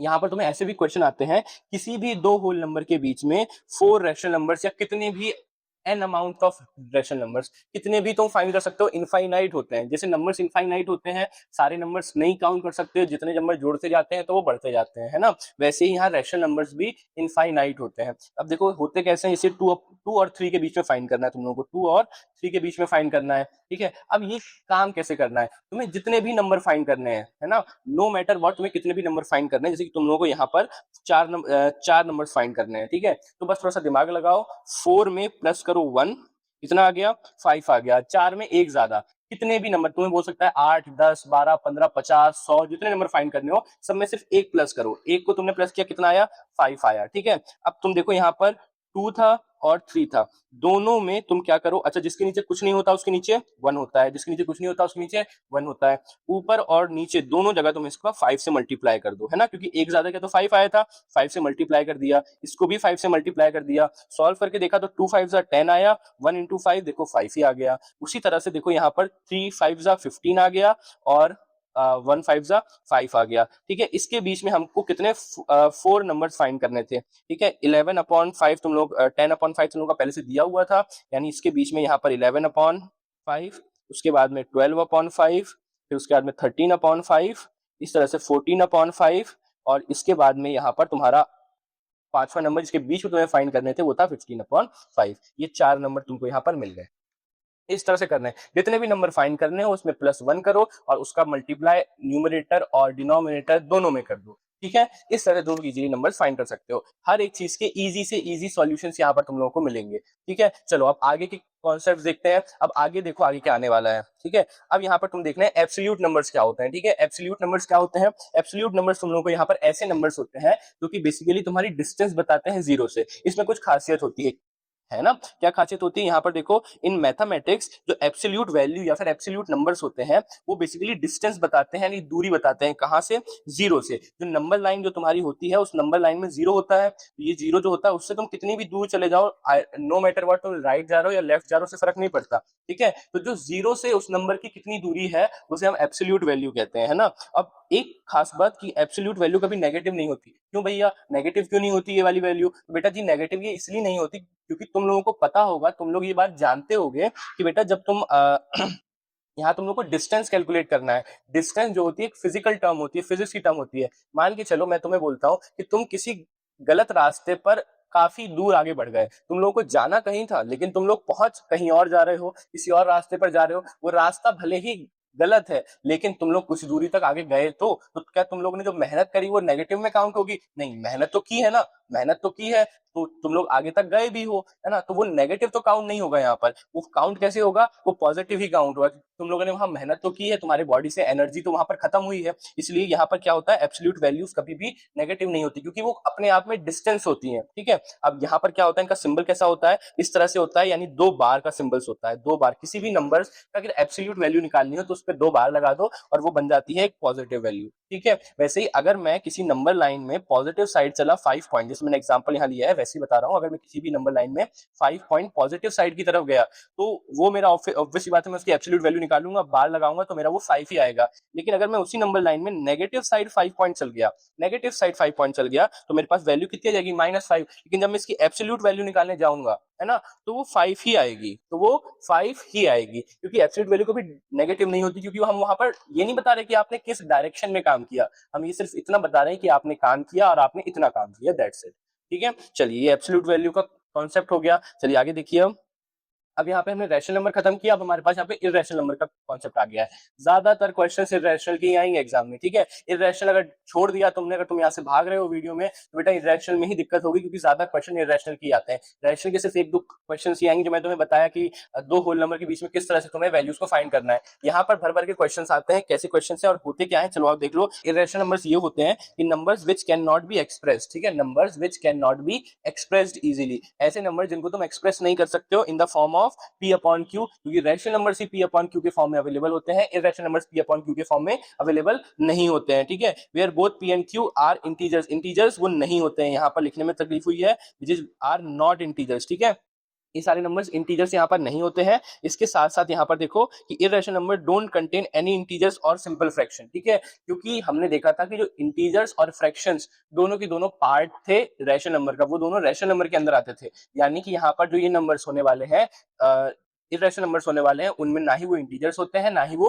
फ्रैक्शंस होते हैं। ठीक है, चलिए आगे देखिए, all imperfect square roots are rational number, जितने इम्परफेक्ट स्क्वायर रूट्स होते हैं वो इर्रेशनल नंबर्स होते हैं। ठीक है, इम्परफेक्ट रूट्स यानी कि √2, √5, √7, ठीक है, √10, है ना, इस तरह जो वैल्यूज होती है जिनका कोई भी स्क्वायर रूट नहीं होता, ठीक है, जिनका कोई भी परफेक्ट स्क्वायर रूट नहीं होता, वो सारे इर्रेशनल नंबर्स होते हैं। ठीक है, चलिए अब आगे देखिए, अब देखिए ये क्वेश्चन आपके एग्जाम में सबसे ज्यादा आता है। अगर ये क्वेश्चन समझने में दिक्कत करी बेटा तो यहाँ पे तुम्हारे 4 से 5 मार्क्स गए, क्योंकि ये क्वेश्चन अगर एग्जाम में आएगा तो 4 या 5 नंबर का ही आएगा, इससे छोटे नंबर का ये क्वेश्चन नहीं आता। ठीक है, तुम्हारे पहली बार ये भी 2 से फर्स्ट चैप्टर पढ़ा, सेकंड चैप्टर पढ़ा, थर्ड चैप्टर अब तुम पढ़ रहे हो, थर्ड चैप्टर में ही इतना बड़ा मार्क्स का क्वेश्चन है, वरना अभी तो जो है तुम्हें छोटे छोटे क्वेश्चन ही देखने के लिए मिल रहे थे। ठीक है, अब ये है क्या भाई, यहाँ पर जो तुम्हें क्या करना है, प्रूफ करना है कि कोई भी नंबर जो है वो इरेशनल कब होता है। यहाँ तुम लोगों को क्वेश्चन दे दिया जाएगा, proof √5 is a irrational number, proof √4 is a irrational number. ठीक है, वो तो रैशनल ही होता है। Proof √2 is a rational number, proof √7 is a rational number.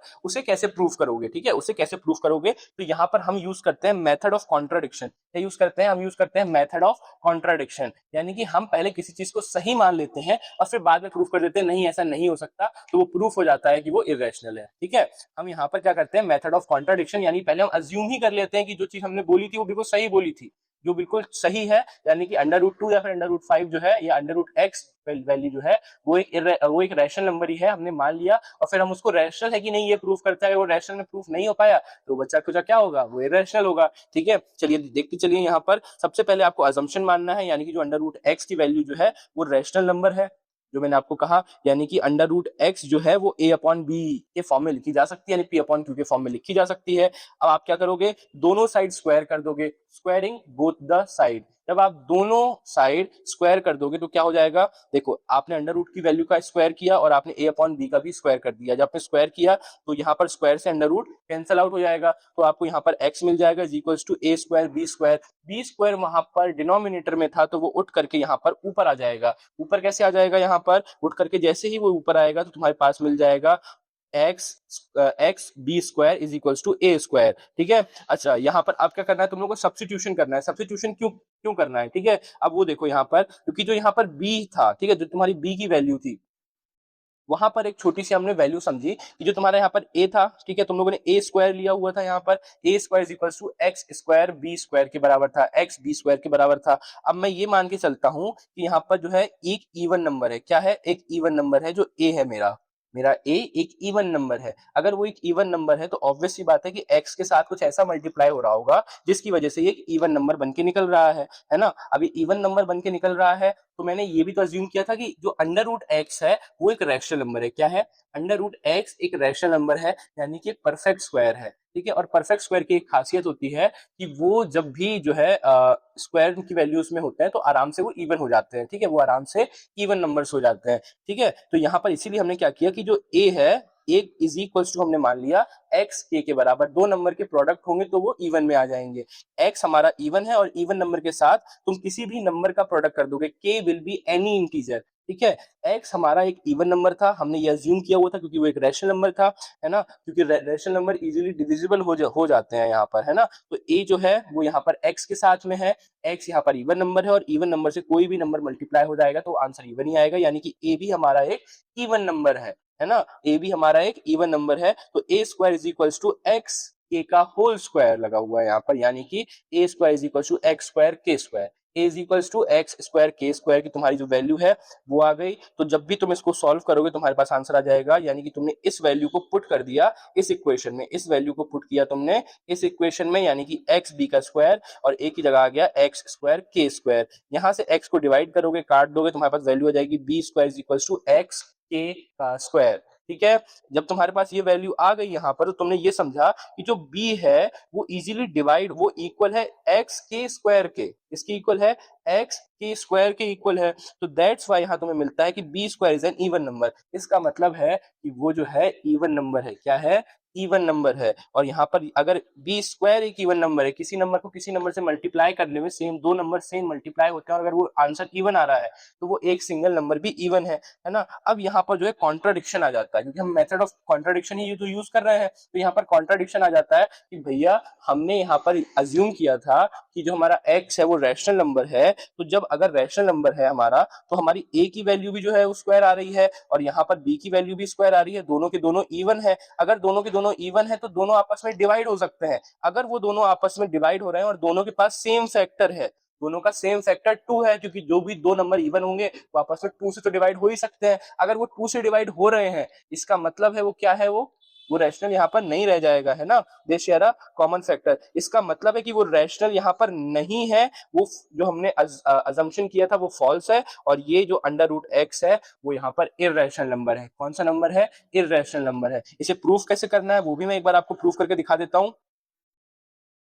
हाँ तो बच्चा पार्टी देखो यहाँ पर प्रूफ कैसे करना है। अगर मैं आपको कहता हूँ कि बेटा प्रूफ यहाँ पर under root two is an rational irrational number, ठीक है, आपको यहाँ पर प्रूफ करना है कि अंडर रूट टू जो है वो एक इरेशनल नंबर है, तो वो आप प्रूफ कैसे करोगे, ठीक है। चलो वो देखो, अगर यहाँ पर मैं मानता हूँ कि पहले मैं अज्यूम कर लेता हूँ कि under root two is a rational number, ये मैंने यहाँ पर क्या किया, अज्यूम कर लिया, है ना, मैंने यहाँ पर इस वैल्यू को अज्यूम कर लिया। अगर मैं इसको अज्यूम करता हूँ, इसका मतलब है कि ये वैल्यू बिल्कुल सही है, under root two is a rational number, यानी कि under root two can be written as in the form of P upon Q के फॉर्म में लिखी जा सकती है। अंडर रूट के कैलकुलेशन थोड़े मुश्किल होते हैं, इसलिए मैं इसको हटा देता हूँ। हटाने के लिए मैं बोथ द साइड स्क्वायर करूंगा, है ना, बोथ द साइड में जब स्क्वायर करूंगा तो कुछ वो ऐसी हो जाएगी, ठीक है, पी का स्क्वायर अपॉन क्यू का स्क्वायर, स्क्वायर से वैल्यू कैंसिल आउट हो जाएगी, तो टू इज इक्वल्स टू यहाँ पर पी स्क्वायर अपॉन क्यू का स्क्वायर मिल जाएगा, यानी कि मुझे two Q square is equals to P का स्क्वायर मिल जाएगा। अभी जो पी का स्क्वायर है यहाँ पर मैं ये समझता हूँ कि अगर मैं कहता हूँ कि p एक इवन नंबर है ना, मैं क्या कहता हूँ कि p is a even number, यहाँ पर ये एक इवन नंबर है, मैंने ये मान लिया। तो अगर ये इवन नंबर है तो ये कभी किसी ना किसी नंबर का प्रोडक्ट होगा, है ना, क्योंकि किसी ना किसी इस नंबर से तो प्रोडक्ट हो सकता है, और किसी नंबर से ना भी हो तो टू का तो फैक्टर कॉमनली होता ही होता है, हर एक इवन नंबर टू से डिवाइड हो सकता है। मैंने ये चीज आपको स्टार्टिंग में भी बताई थी, even number are those number which can be easily divisible by two. तो यानी कि इसको मैं ऐसे अज्यूम कर सकता हूँ कि p इज इक्वल्स टू एक x नंबर है, यानी ये वाला जो हमारे पास वैल्यू है, ठीक है, x वैल्यू क्यों, टू से तो हो ही सकता है, तो चलो मैं देखो टू ही ले लेता हूँ। यहाँ मैंने टू लिया था ना, तो टू से डिविजिबल हो सकता है, तो मैंने टू ले लिया, और साथ में k रख लिया। k क्यों रखा मैंने, क्योंकि k will be an any integer, दोनों के साथ मिलके आ सकता है। जो वैल्यू यहाँ पर है, क्योंकि देखो पी स्क्वायर टू क्यू के स्क्वायर है, पी स्क्वायर जो है वो टू क्यू का स्क्वायर है, तो मैं यहाँ पर ये समझ लेता हूँ कि टू जो है मेरे साथ में आएगा ही आएगा, और पी जो है वो साथ में के साथ में भी आएगा, टू और के का प्रोडक्ट होगी पी की वैल्यू। तो अगर पी जो है टू के बराबर है, तो इसका मतलब जो है पी स्क्वायर जो है यहाँ पर टू के का यहाँ पर आपके पास होल स्क्वायर मिल जाएगा, यानी कि P square is equals to four के का स्क्वायर आ गया, फोर के का स्क्वायर आ गया, यानी कि ये बात जाहिर होती है कि two Q square is equals to four के का स्क्वायर। अब आप इसको डिवाइड कर दोगे तो आपका आंसर आ जाएगा Q square is equals to two के का स्क्वायर, ठीक है। ये वैल्यूज आपको मिल गई, बहुत सिंपल हो गई, यहाँ पर चीजें आपके बिल्कुल कंट्रोल में आ गई। अब यहाँ पर आप देखो क्या आपको समझ में आया। अगर यहाँ पर समझ में आ रहा है कि जो क्यू स्क्वायर है वो टू के स्क्वायर के बिल्कुल इक्वल है, यहाँ पर टू एक नंबर आ रहा है, इसका मतलब समझो कि यहाँ पर जो टू है वो कंप्लीटली डिविजिबल है बाय क्यू। यहाँ पर टू जो है क्यू को डिवाइड कर रहा है, तभी तो यहाँ पर फैक्टर है, टू इंटू के स्क्वायर, टू इंटू के स्क्वायर यहाँ पर ये नंबर आ रहा है, यानी कि वो टू से डिवाइड हो सकता है। और अगर क्यू स्क्वायर यहाँ पर टू से डिविजिबल है, टू से डिविजिबल है, तो इसका मतलब है कि क्यू स्क्वायर जो है एक इवन नंबर है, और अगर क्यू स्क्वायर एक इवन नंबर है तो इसका मतलब ये भी होता है कि क्यू भी एक इवन नंबर होगा। अब अगर क्यू एक इवन नंबर है, और हमने पहले ये अज्यूम किया था कि पी भी एक इवन नंबर है, अब क्यू और पी अगर दोनों ही इवन नंबर है तो इनके पास एक कॉमन फैक्टर होगा, एक कॉमन फैक्टर यहाँ पर होगा। वो कॉमन फैक्टर क्या होगा, वो टू ही होगा, है ना। और अगर कॉमन फैक्टर टू हो रहा है तो इसका मतलब है कि ये रैशनल नंबर नहीं है। अब अगर ये रैशनल नंबर नहीं है तो therefore they are irrational numbers. आगे बात समझ में आप लोगों के, ठीक है, इसलिए ये एक इरेशनल नंबर है। इस तरह से तुम आराम से एग्जाम में प्रूव करके आ सकते हो इसको, ठीक है। चलो आगे देखो, है ना। अब देखो इर्रेशनल नंबर्स को आप जो है आपके ग्राफ में, आपके नंबर लाइंस में किस तरह से प्लॉट कर सकते हो, ठीक है। इर्रेशनल, अभी मैंने तुम लोगों को होल नंबर्स की नंबर लाइन भी दिखाई, और इसके साथ साथ मैंने तुम लोगों को जो है नॉर्मल सी रैशनल नंबर की नंबर लाइन भी दिखाई। अब यहाँ पर मैं तुम लोगों को यह प्रूव करूंगा कि यहाँ पर इर्रेशनल नंबर्स को भी नंबर लाइन में कैसे शो करते हैं। ये तुम्हारी नंबर लाइन है with the whole numbers, whole numbers के साथ नंबर लाइन कैसी होती है, इस तरह से ही होती है, ठीक है। तो कोई डिफरेंस नहीं होता। ये क्वेश्चन भी तुम्हें एग्जाम में 4 से 5 मार्क्स में देखने के लिए मिलेगा ही मिलेगा, कि मैं तो बताई इर्रेशनल नंबर के क्वेश्चन ही 4 से 5 मार्क्स में आते हैं, एक प्रूफ करने वाला और एक नंबर लाइन में इरेशनल नंबर्स को प्लॉट करने वाला, ठीक है। कैसे प्लॉट करोगे, मेथड्स देखो। एक मैंने यहाँ पर नंबर लाइन बनाई जिसमें सिर्फ और सिर्फ होल नंबर्स थे, ठीक है। अब मैं तुमसे कहता हूँ कि यहाँ पर भाई अंडर रूट टू को प्लॉट कर दो। किसको प्लॉट कर दो, अंडर रूट टू को प्लॉट कर दो, है ना। और ये मैंने तुम लोग को यहाँ पर क्वेश्चन भी दिया कि एग्जाम्पल के लिए यहाँ पर एक लाइन सेगमेंट बनाओ, यानी एक नंबर लाइन बनाओ जिसमें तुम अंडर रूट टू बताओगे, ठीक है। अंडर रूट टू प्लॉट करोगे इन द नंबर लाइन। कैसे प्लॉट करोगे, यहाँ पर देखो, सबसे पहले आपको अज्यूम करना है कि ए ओ क्या है, फ्रॉम 0 to 1 आपने अंडर रूट जो है ये कितने यूनिट है, 1 यूनिट है, 0 से 1 के बीच में कितने यूनिट आ रहे हैं, 1 यूनिट आ रहा है, इसलिए आपने इसको अज्यूम कर लिया। ठीक है, अब तुमने इसको अज्यूम किया यहाँ पर, अब यहाँ पर क्या करो कि 1 सेंटीमीटर की खड़ी लाइन भी बना लो। ठीक है, जो कि परपेंडिकुलर होगी तुम्हारे ओ ए की। तुमने 0 को ओ नाम दे दिया, 1 को ए नाम दे दिया, ओ ए से परपेंडिकुलर एक लाइन और बना लो, यानी यहाँ पर 90 डिग्री की लाइन फॉर्म होनी चाहिए। तो ये एक 1 सेंटीमीटर की लाइन ये बन गई, 1 सेंटीमीटर की लाइन ये बन गई। इन दोनों को तुम यहाँ पर क्या करोगे, ज्वाइन कर दोगे ओ बी को। अब ये कुछ ट्राइंगल जैसा नहीं लग रहा, एक ट्राइंगल फॉर्म हो गया ना यहाँ पर, और एक राइट एंगल ट्राइंगल है। आप सभी लोगों ने पाइथागोरस थ्योरम पढ़ी होगी। क्या पढ़ी होगी, पाइथागोरस थ्योरम पढ़ी होगी। पाइथागोरस थ्योरम के अकॉर्डिंग यहाँ पर देखो, पाइथागोरस थ्योरम मैं तुम लोगों को यहाँ पर प्रूफ करके दिखाता हूँ। देखो, by Pythagoras theorem, Pythagoras theorem क्या कहता है तुम लोगों को, पाइथागोरस थ्योरम यहाँ पर ये कहता है कि H square is equals to P square plus यहाँ पर बी स्क्वायर। एच स्क्वायर यानी हाइपोटेनियस, पी स्क्वायर यानी कि परपेंडिकुलर, और बी का स्क्वायर यानी कि यहाँ पर बेस।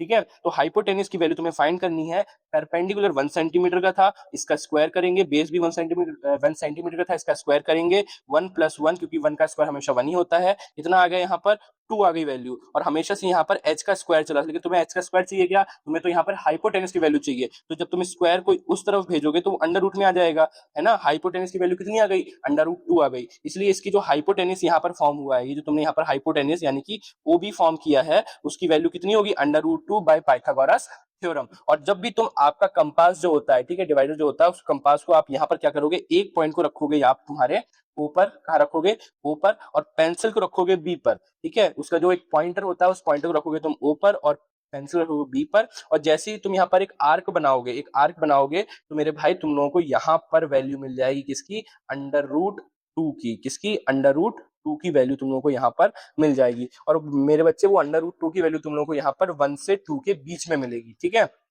अगर 2 से आगे जाएगी तो वैल्यू खराब हो जाएगी, गलत हो जाएगी। आगे बात समझ में, चलिए। ठीक है, इस तरह से तुम इसको प्लॉट कर सकते हो। काफी सिंपल क्वेश्चन तुम लोगों के लिए होने वाला है। ठीक है, चलो आ जाओ आगे भी देखो।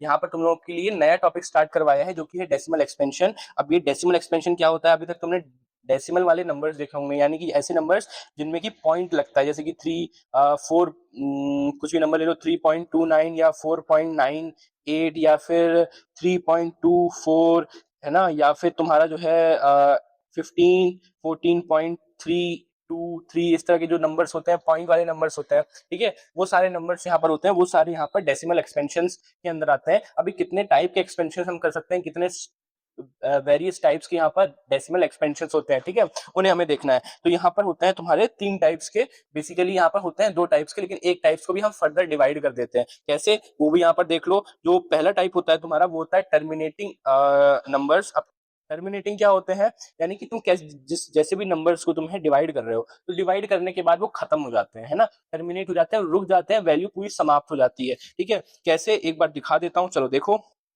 है ना। यहाँ पर मैं तुम लोगों को बता रहा हूँ टर्मिनेटिंग नंबर्स। ठीक है, टर्मिनेटिंग नंबर्स, चलो देखो कैसे। फॉर एन एग्जाम्पल, यहाँ पर तुम डिवाइड कर रहे हो किसको, तुम लोग डिवाइड कर रहे हो 3 को 2 से। बहुत छोटा नंबर ले रहा हूँ समझने के लिए। जब तुम 3 को 2 से डिवाइड करते हो, तो मेरे बच्चे यहाँ पर देखो, इस तरह से कुछ डिवाइड करोगे तुम लोग, तुम्हारे पास वैल्यू आएगी कैसे, 1 बार में जाएगा, 2 बार में चला गया 1 आएगा, एंड देन पॉइंट लगेगा तो 10 आ जाएगा, और 5 बार में चला जाएगा, एंड देन वैल्यू यहाँ पर फिनिश हो जाएगी। ठीक है, चलो कितना आंसर आया, 1.5। पॉइंट के बाद यहाँ पॉइंट लग गया, यानी कि ये डेसिमल में काउंट हो गया। इसके बाद में उसके पास एक वैल्यू आई 5, और इसके बाद में ये वैल्यू हो गई कैसी, खत्म हो गई, वैल्यू यहाँ पर खत्म, फिनिश, दैट्स इट। ठीक है, अब ये वैल्यू यहाँ पर खत्म हो गई। तो ऐसे ही नंबर्स को हम कहते हैं टर्मिनेटिंग नंबर्स। ठीक है, ऐसे बहुत सारे प्रकार के नंबर्स तुम लोग यहाँ पर ले सकते हो। कैसे कैसे नंबर्स ले सकते हो, जस्ट लाइक तुम लोग सोचो, कैसे नंबर ले लोगे तुम लोग, एनी नंबर्स, लाइक तुम लोग यहाँ पर जैसे ले रहे हो 13 ले लो, 13/7 से डिवाइड कर दो। ठीक है, 13/7 से डिवाइड कर दोगे तो यहाँ पर कितना नंबर आ जाएगा, जैसे 1 बार में चला गया 7 आ जाएगा, तो तुम लोगों को यहाँ पर मिलेगा 6, पॉइंट लग गई तो वैल्यू हो जाएगी 60, एंड देन 60 हो जाएगी, तुम लोगों की आराम से चली जाएगी 8 बार में चली जाएगी, बिल्कुल ऑब्वियसली 8 बार में चली जाएगी, विच इज 56। तुम लोगों के पास 4 बचा, तो अगेन ये जो है 5 बार में चली जाएगी, विच इज यहाँ पर 35 एंड देन फिर यहाँ 5 बचेगा तो फिर आपके वापस 7 बार चली जाएगी। इस तरह से वो आगे जाके यहाँ पर टर्मिनेट हो जाएगी। या फिर और सिंपल लेना चाहते हो और जितना बड़ा नंबर नहीं लेना चाहते हो, जैसे कि तुम लोग यहाँ पर 9 ले लो, 9 ले लोगे, इसको डिवाइड कर दो 2 से, तुम्हारे पास एक नंबर आ जाएगा यहाँ पर 4.5। क्या हो गया, पॉइंट के बाद में ये नंबर रुक गया, पॉइंट के बाद ये नंबर खत्म हो गया। तो ये सारे नंबर जो होते हैं वो टर्मिनेटिंग नंबर कहलाते हैं। इसी के साथ अब जो नंबर खत्म हो जाते हैं, रुक जाते हैं, आंसर फिनिश हो जाता है, कंप्लीटली डिवाइड हो जाते हैं। भले पॉइंट आ जाता है लेकिन यहाँ पर ये नंबर्स कंप्लीटली डिवाइड हो जाते हैं। अब जो नंबर कंप्लीटली डिवाइड हो रहा है वो सारे टर्मिनेटिंग नंबर्स हैं। जो डिवाइड नहीं होंगे पूरी तरह से वो नॉन टर्मिनेटिंग हो जाएंगे। जो डिवाइड नहीं होंगे वो सारे नॉन टर्मिनेटिंग हो जाएंगे। ठीक है, नॉन टर्मिनेटिंग हो जाएंगे। अभी नॉन टर्मिनेटिंग कैसे पहचानोगे? ठीक है, जैसे कि तुम लोग डिवाइड कर दो किसको, डिवाइड कर दो 11 को 9 से डिवाइड कर दो। ठीक है, द आंसर विल बी यहाँ पे 1.1111111111 इस तरह से आगे वो बढ़ता जाएगा, कभी खत्म ही नहीं होगा। ठीक है, वैसे ही तुम लोग 10 को 3 से डिवाइड कर दो तो ये आंसर आ जाएगा तुम्हारा 3.33333। ठीक है, या फिर 2 को 3 से डिवाइड कर दो, आंसर आएगा 6.66666 एंड सो ऑन, बढ़ता ही जाएगा। ठीक है, या फिर एक नंबर और तुम लोगों को बताऊं, यहाँ पर तुम लोग डिवाइड कर दो किसको, 2000 को कर दो तुम लोग यहाँ पर 44 से, द आंसर विल बी यहाँ पर 45.45454545। इस तरह से वो बढ़ता ही जाएगा, एक्सपेंशन होता ही जाएगा, वो आगे तक ही जाता जाएगा। ठीक है, तो ये सारे वो नंबर्स होते हैं। ठीक है, अब यहाँ पर जो नॉन टर्मिनेटिंग नंबर्स है ना बेटा, ये भी दो पार्ट्स में डिवाइडेड है। कैसे डिवाइडेड है, ठीक है, वो भी मैं बताता हूँ तुम लोगों को यहाँ पर। ठीक है, चलो देखो, ये जो नंबर्स हैं यहाँ पर, इसको दो पार्ट्स में डिवाइड किया हुआ है। ये होते हैं नॉन रिपीटिंग और एक हो जाते हैं बेटा रिपीटिंग। ठीक है, नॉन रिपीटिंग और एक हो जाते हैं रिपीटिंग। अब कैसे, चलिए देखिए, जो रिपीटिंग होते हैं वो नंबर्स अपने आप को रिपीट करते हैं। जो एग्जांपल मैंने तुम लोगों को अभी बताया ना, जैसे कि तुम यहाँ पर 2 को मतलब 3 से डिवाइड कर दोगे, आंसर आएगा 6.6666। तो डेसिमल पॉइंट लगने के बाद नंबर्स अपने आप को रिपीट कर रहे हैं। या तो नंबर अपने आप को रिपीट करे या तो फिर एक पैटर्न को फॉर्म करे, एक पैटर्न को फॉर्म करे। जैसे मैंने तुम लोगों को यहाँ पर नंबर बताया था कि 2000 को डिवाइड करो 45 से या 44 से, तो तुम लोगों के पास आंसर आएगा यहाँ पर कितना आएगा, 45.454545। अब यहाँ पर कोई एक नंबर डिवाइड नहीं हो रहा है, एक नंबर रिपीट नहीं हो रहा, यहाँ पर पेयर्स ऑफ नंबर रिपीट हो रहा है। यहाँ पे एक पैटर्न फॉर्म हो रहा है। जब दो नंबर एक साथ मिलकर रिपीट होते हैं तो उसे हम कहते हैं पैटर्न फॉर्म होना। ठीक है, तो यहाँ पर हो रहा है पैटर्न फॉर्म। या तो कोई पैटर्न फॉर्म हो या तो फिर यहाँ पर एक ही नंबर बार बार रिपीट हो, तो ऐसे नंबर्स को हम बोलते हैं रिपीटिंग, या फिर बहुत सारे लोग इनको कहते हैं रिकरिंग। ठीक है, रिपीटिंग एंड रिकरिंग, है ना, non terminating and recurring numbers, या नॉन टर्मिनेटिंग रिपीटिंग नंबर्स, कुछ भी बोल सकते हो। वहीं नॉन रिपीटिंग कैसे, एक नंबर तुम लोगों को पता होगा विच इज पाई। क्या है, पाई नंबर है। अब ये पाई नंबर क्या करता है भाई, पाई तुम लोगों को पता होगा, पाई की वैल्यू कितनी होती है यहाँ पर 22/7, यानी कि 3.14 एंड देन इन्फिनाइट जाती है, वो आगे तक चली जाती है इनफाइनाइट नंबर्स तक, कभी खत्म ही नहीं होता। ठीक है, ना ही रिपीट होता है ना ही कभी खत्म होता है, कोई इसको एंड नहीं कर पाया। जितना आगे तक करते जाते हैं तुम 10 लाख साल तक भी इसको करते रहोगे, वो पाई की वैल्यू कभी खत्म नहीं होगी। ठीक है, चलो अब आगे देखो, अब ये नॉन रिपीटिंग चीज, यानी कि पाई यहाँ किस पे आ गया, नॉन रिपीटिंग में आ गया। यही होते हैं नॉन टर्मिनेटिंग के दो पार्ट्स। ठीक है, अब मैं आपको एक बार रीड भी करवा देता हूँ यहाँ पर, देखते चलो। टर्मिनेटिंग यहाँ पर decimal values which only goes for some places and then terminates, यानी कि एंड, जो कुछ वैल्यूज तक आगे तक जाती हैं और फिर बाद में टर्मिनेट हो जाती हैं और खत्म हो जाती हैं। ठीक है, उसी वे में जो नॉन टर्मिनेटिंग होती है वो क्या होती है, वो यहाँ पर होती है विच डज नॉट एंड्स, जो कभी खत्म ही ना हो। ठीक है, जिनकी कोई रिजल्ट ही नहीं आता, जो एट द एंड आगे कभी खत्म ही नहीं होती। तो उसमें भी दो टाइप्स, पहला टाइप है हमारा रिकरिंग यानी रिपीट होने का आफ्टर डेसिमल पर्टिकुलर वैल्यू, या फिर पैटर्न, कोई एक नंबर या फिर जो है एक पैटर्न फॉर्म हो जाए। ठीक है, बहुत सारे नंबर से मिलकर बार बार रिपीट होता जाए लेकिन कभी टर्मिनेट ना हो, उनको हम कहते हैं रिकरिंग या फिर रिपीटिंग। और नॉन रिपीटिंग क्या होता है, non terminating and non repeating numbers, इनको हम बोलते हैं no such pattern form repeats. कोई भी पैटर्न या कोई भी नंबर जो है रिपीट नहीं होता मेरे भाई, है ना, कोई भी नंबर यहाँ पर रिपीट नहीं होता। ठीक है, उसी को हम यहाँ पर इसने टाइप के हमारे डेसिमल एक्सपेंशन होते हैं। अब कुछ एक खास बात है वो भी बताता हूँ, क्या है वो खास बात, यहाँ पर इस नोट को देखो। ठीक है, terminate and non terminating numbers but recurring numbers decimal expansion are all indicating rational numbers, यानी कि यहाँ पर जो जितने नंबर्स टर्मिनेट हो जाते हैं, ठीक है, जितने भी नंबर्स यहाँ पर टर्मिनेट हो जाते हैं, और जो नॉन टर्मिनेटिंग में भी रिकरिंग वाले यानी कि रिपीटिंग नंबर्स जो होते हैं, वो सारे रैशनल नंबर्स होते हैं, है ना, वो सारे रैशनल नंबर्स होते हैं। लेकिन जो नॉन टर्मिनेटिंग और नॉन रिपीटिंग नंबर है, जैसे कि पाई हो गया, ठीक है, या फिर जब तुम अंडर रूट 2 को सॉल्व करोगे, उसे अंडर रूट 5 को सॉल्व करोगे, अंडर रूट 3 को सॉल्व करोगे, अंडर रूट 7 को सॉल्व करोगे, तो ऐसे सारे नंबर्स हमेशा नॉन टर्मिनेटिंग तो होंगे ही होंगे, बट इसके साथ साथ ये सारे नॉन रिपीटिंग भी होंगे, non terminating and non repeating numbers होंगे। तो ये सारे नंबर जो होते हैं इर्रेशनल होते हैं। सिर्फ non terminating non repeating numbers ही इर्रेशनल नंबर होते हैं, बाकी के कोई भी नंबर जो होते हैं सारे रैशनल होते हैं, जितने भी टर्मिनेटिंग है और non terminating but repeating numbers हैं, ठीक है, वो सारे रैशनल होंगे। चलिए आगे देखिए। अच्छा, अब यहाँ पर आप सभी लोगों को क्या जाता है, आप सभी लोगों को फ्रैक्शन से डेसिमल कन्वर्ट करने के लिए आता है। आप किसी भी फ्रैक्शनल रैशनल नंबर को डेसिमल के रैशनल नंबर में कन्वर्ट कर सकते हैं। मैं आपको नंबर दे दूं यहाँ पे 2/3, आप उसको सीधे 1.5 में कन्वर्ट कर दोगे।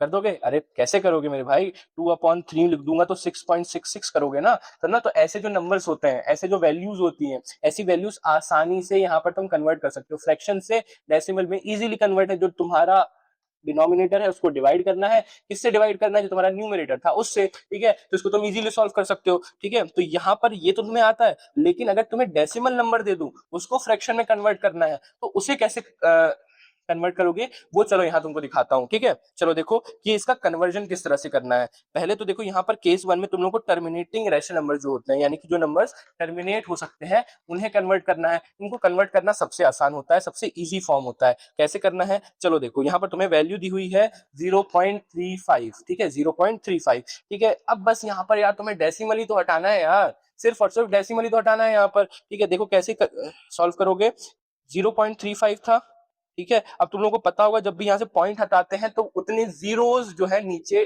डिनोमिनेटर में मल्टीप्लाई हो जाते हैं, जहां कुछ नहीं होता वहां 1 होता है। यानी कि यहाँ पर दो वैल्यूज हैं, तो यानी कि दो जीरो के नंबर, यानी कि दो जीरो किसके पास होते हैं, 100 के पास होते हैं, तो 100 जो होगा नीचे पहुंच जाएगा, यानी कि इक्वल हो जाएगा 35/100 के। अब देखो ये भी एक फ्रैक्शनल फॉर्म है, तुमने कितनी आसानी से सिर्फ जीरो लगाकर यहाँ पर इसको कन्वर्ट कर दिया। अगर इसको सिंप्लीफाई करना चाहते हो तो कर सकते हो, एक काम करो, इसको 5 से डिवाइड कर दो। 5 से डिवाइड करोगे, दोनों ही नंबर जो है 5 के फैक्टर है, सिर्फ इसलिए 5 से कर रहा हूँ, ठीक है। कॉमन फैक्टर्स ढूंढने पड़ेंगे, तो 35 को 5 से कर दोगे तुम्हारे पास यहाँ 7 आ जाएगा, 100 करोगे तो 20 आ जाएगा, ठीक है। ये लो तुम्हारा फ्रैक्शन बन गया 7/20, इसका 0.35 का। ऐसे तुम इसके फ्रैक्शन फॉर्म कन्वर्ट कर सकते हो। वहीं 1.9889 इसको भी और सिंपल तरीके से कर सकते हो। कैसे कर सकते हो, देखो भाई, यहाँ पर 1.89 है, दो वैल्यूज है, यानी कि इसको डिनोमिनेटर में तुम्हें 100 मल्टीप्लाई करना पड़ेगा दो जीरो के साथ, यानी कि 189 अपॉन में 100 आ गया, ठीक है। अब इसको तुम्हें डिवाइड करना है, डिवाइड होता है तो ठीक है, नहीं होता है तो ऐसे में छोड़ दो। ऐसे भी ये बिल्कुल करेक्ट आंसर है, ऐसे भी ये बिल्कुल करेक्ट आंसर है, ठीक है। इसी तरह से तुम्हें काम करना है, इसी तरह से तुम्हारी वैल्यूज निकल कर आ जाएंगी, और ये बहुत सिंपल मेथड है तुम लोगों के लिए, ठीक है। तो ये हो गए तुम्हारी टर्मिनेटिंग की वैल्यूज। आगे देखो, केस 2 में तुम लोगों को यहाँ पर दिए हुए हैं रिपीटिंग रैशनल नंबर्स, ठीक है। रिपीटिंग रैशनल नंबर्स को किस तरह से फॉर्म करना है उसे भी देख लो, ठीक है। चलो देखो, यहाँ पर तुम लोगों को नंबर दिया हुआ है विच इज 0.666666 सो ऑन, इसलिए हमने यहाँ पर बार लगा दिया है। जिस भी नंबर के ऊपर एक लाइन खींची होती है इसको हम बोलते हैं बार। बार का मतलब होता है कि यही वो नंबर है जो बार बार रिपीट हो रहा है। यहाँ पर 66 इस बार बार रिपीट हो रहा है, इस पर बार लगा दी है। इसे सॉल्व कैसे करना है, तो 0.66666 है, ठीक है। तो यहाँ पर हम क्या करते हैं, x इज इक्वल टू मान लेते हैं 0.666, ये जो बार है इसको मान लेते हैं, हमने इसकी वैल्यू को रख लिया x के बराबर, ठीक है। अगर मैं इसको x को 10 से मल्टीप्लाई कर देता हूं तो ये हो जाएगा 10x। अब इक्वेशन को इक्वल करना है तो दोनों साइड 10 से मल्टीप्लाई करना पड़ेगा, यानी कि मल्टीप्लाई करेंगे तो आंसर जाएगा 6.66666, है ना। तो ये इक्वेशन 1 बन गई, ये इक्वेशन 2 बन गई, ठीक है। अब इक्वेशन 1 को इक्वेशन नंबर 2 से माइनस कर दो, यानी कि 10x माइनस x हो जाएगा, और तुम्हारा 6.666 माइनस हो जाएगा 0.666 से। अगर ये माइनस हो जाएगा तुम्हारे पास बचेगी 9x की value which is equal to 6, यानी कि x इज इक्वल टू कितना हो जाएगा, x इज इक्वल टू हो जाएगा यहाँ पर 6/9, यानी कि 2/3। कितना आसानी से तुम लोगों ने कन्वर्ट कर लिया, है ना, कितनी ज्यादा आसानी से तुम लोगों ने कन्वर्ट कर लिया। और देखो x की वैल्यू तुम्हारी कितनी थी, 0.66666, और x की वैल्यू कितनी है 2/3, यानी कि 0.6666 इज इक्वल टू 2/3। आगे बात समझ में, चलो देखो इसको भी सॉल्व कर लो सेम तरीके से। तुम लोगों ने यहाँ पर इसकी वैल्यू रख ली x के बराबर, यानी 1.22, है ना। इसको 10 से, अब देखो यहाँ पर तुम्हें कितने यहाँ पर नंबर्स दिए हुए हैं, दो दिए हुए हैं, लेकिन दो से फर्क नहीं पड़ता। यहाँ पर तुम लोग सिर्फ 10 से मल्टीप्लाई करो, 10x पे रखोगे तो ये तुम लोगों का हो जाएगा कितना, बेसिकली तुम लोगों का नंबर्स हो जाएंगे यहाँ पर 10x पे कर लोगे तो हो जाएंगे 12.2222, इस तरह से नंबर हो जाएंगे।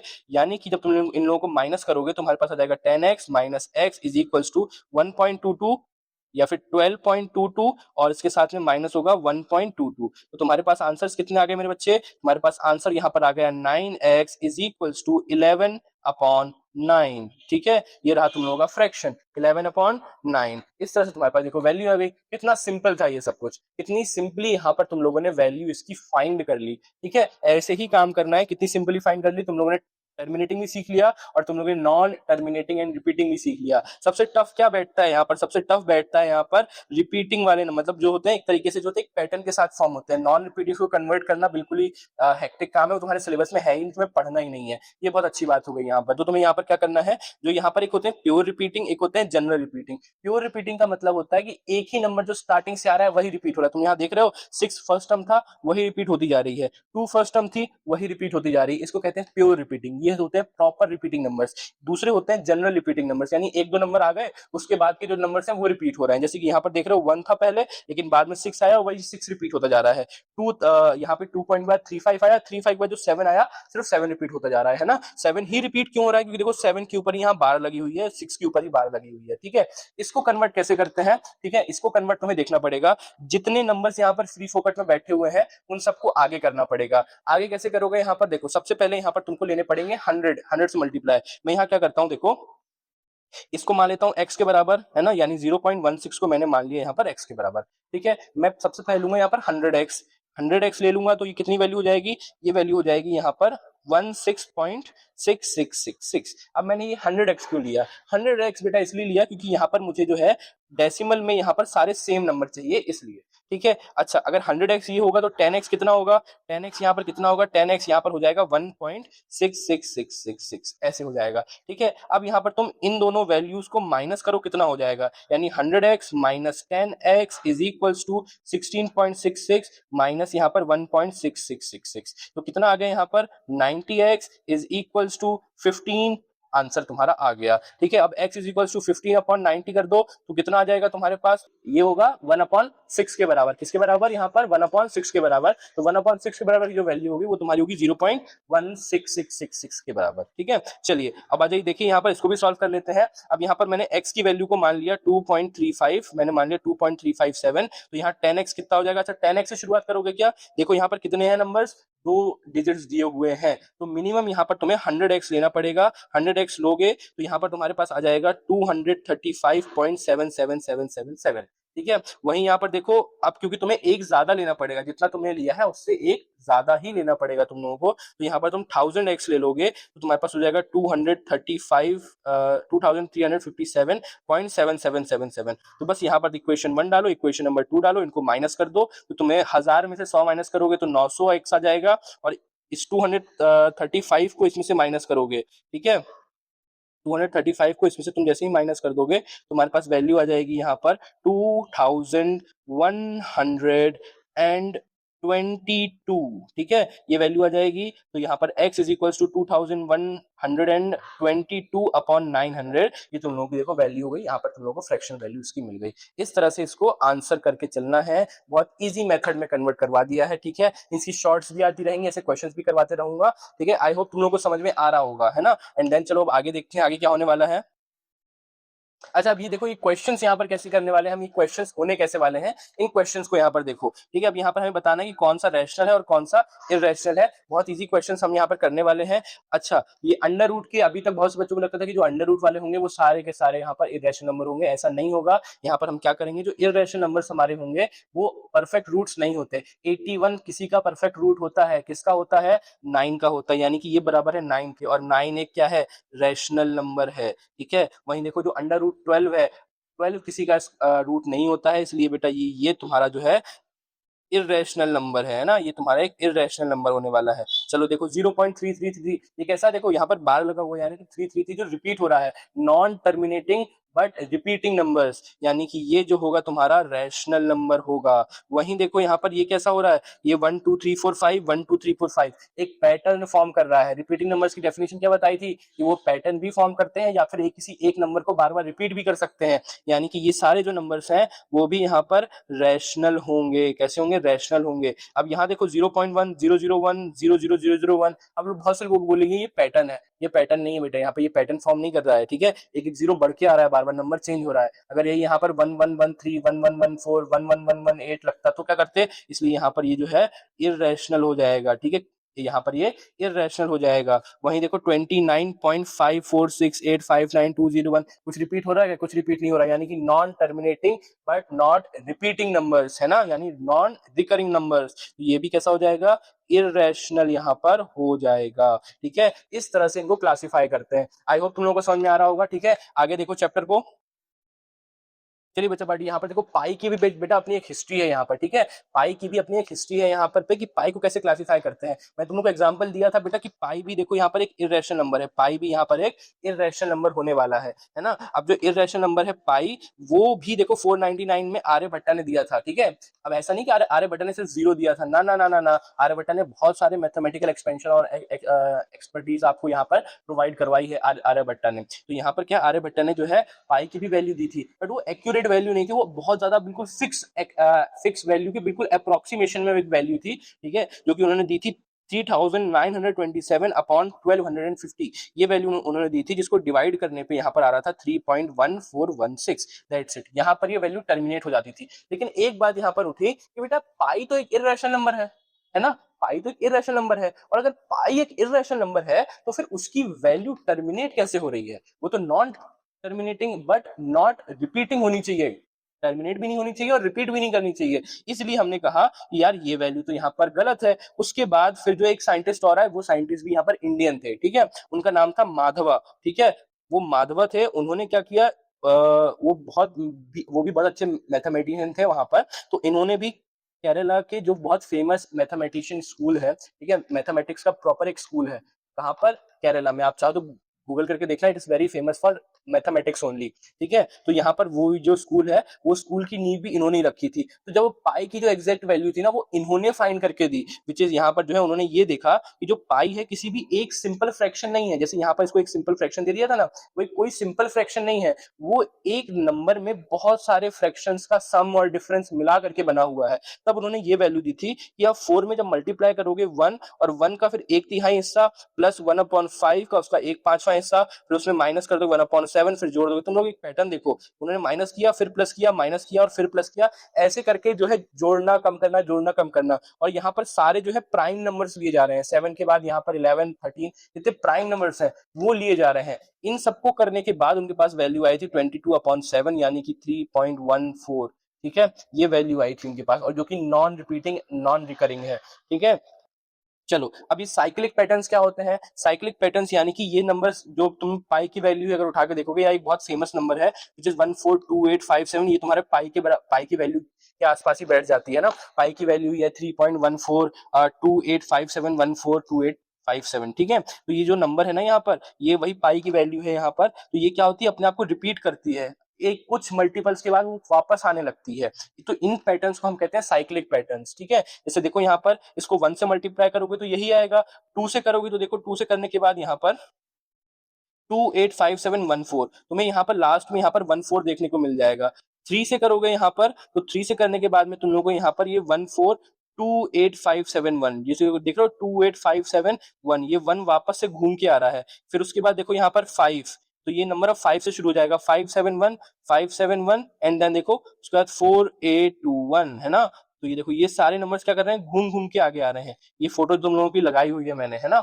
इस तरह से हर एक नंबर जो क्या कर रहा है, वो घूम घूम के वापस आ रहा है। हर एक चीज जो है अपने आप में यहाँ पर घूम घूम के वापस आ रही है, ठीक है। ऐसे वापस जो मल्टीपल होने के बाद, खुद के नंबर्स को मल्टीप्लाई करने के बाद जो नंबर्स यहाँ पर घूम घूम के वापस आ जाते हैं, उन सब पैटर्न्स को हम कहते हैं साइक्लिक पैटर्न्स, ठीक है। अपने मल्टीपल्स में खुद को रिपीट करते हैं, ठीक है। दैट्स इट, आगे बढ़ो। अच्छा, ये वो पार्ट है इमेजिनरी नंबर्स का जो हमें इस चैप्टर में ज्यादा नहीं पढ़ना है, बट ये एनसीईआरटी में नोट नोटेड है, एनसीईआरटी में दिया हुआ है। एंड ऑफ चैप्टर एक्सरसाइजेस में इसके क्वेश्चंस भी तुम्हें मिल जाएंगे। थर्ड चैप्टर की जो लास्ट एक्सरसाइज है उसके एक दो क्वेश्चन या डेफिनेशन के फॉर्म में या ऑब्जेक्टिव्स के फॉर्म में तुम्हें ये एग्जाम में तुमसे टकरा सकते हैं, इसलिए इनके लिए भी तैयार रहना जरूरी है। इसलिए छोटी सी डेफिनेशन में तुम लोगों को दी है कि इमेजिनरी नंबर्स वही होते हैं जिनको हम आई से डिनोट करते हैं, ठीक है, आयोटा कहते हैं इन लोगों को, ठीक है। अब ये जो नंबर्स होते हैं वो किसके बराबर होते हैं, अंडर रूट माइनस वन के, किसके, अंडर रूट माइनस वन के बराबर होते हैं ये, यानी iota is equal to under root minus one, इसके बराबर होंगे ये सारे के सारे नंबर्स, ठीक है। इसलिए जब हम कहते हैं कि भाई आयोटा का स्क्वायर हमेशा यहाँ पर माइनस वन के बराबर होता है,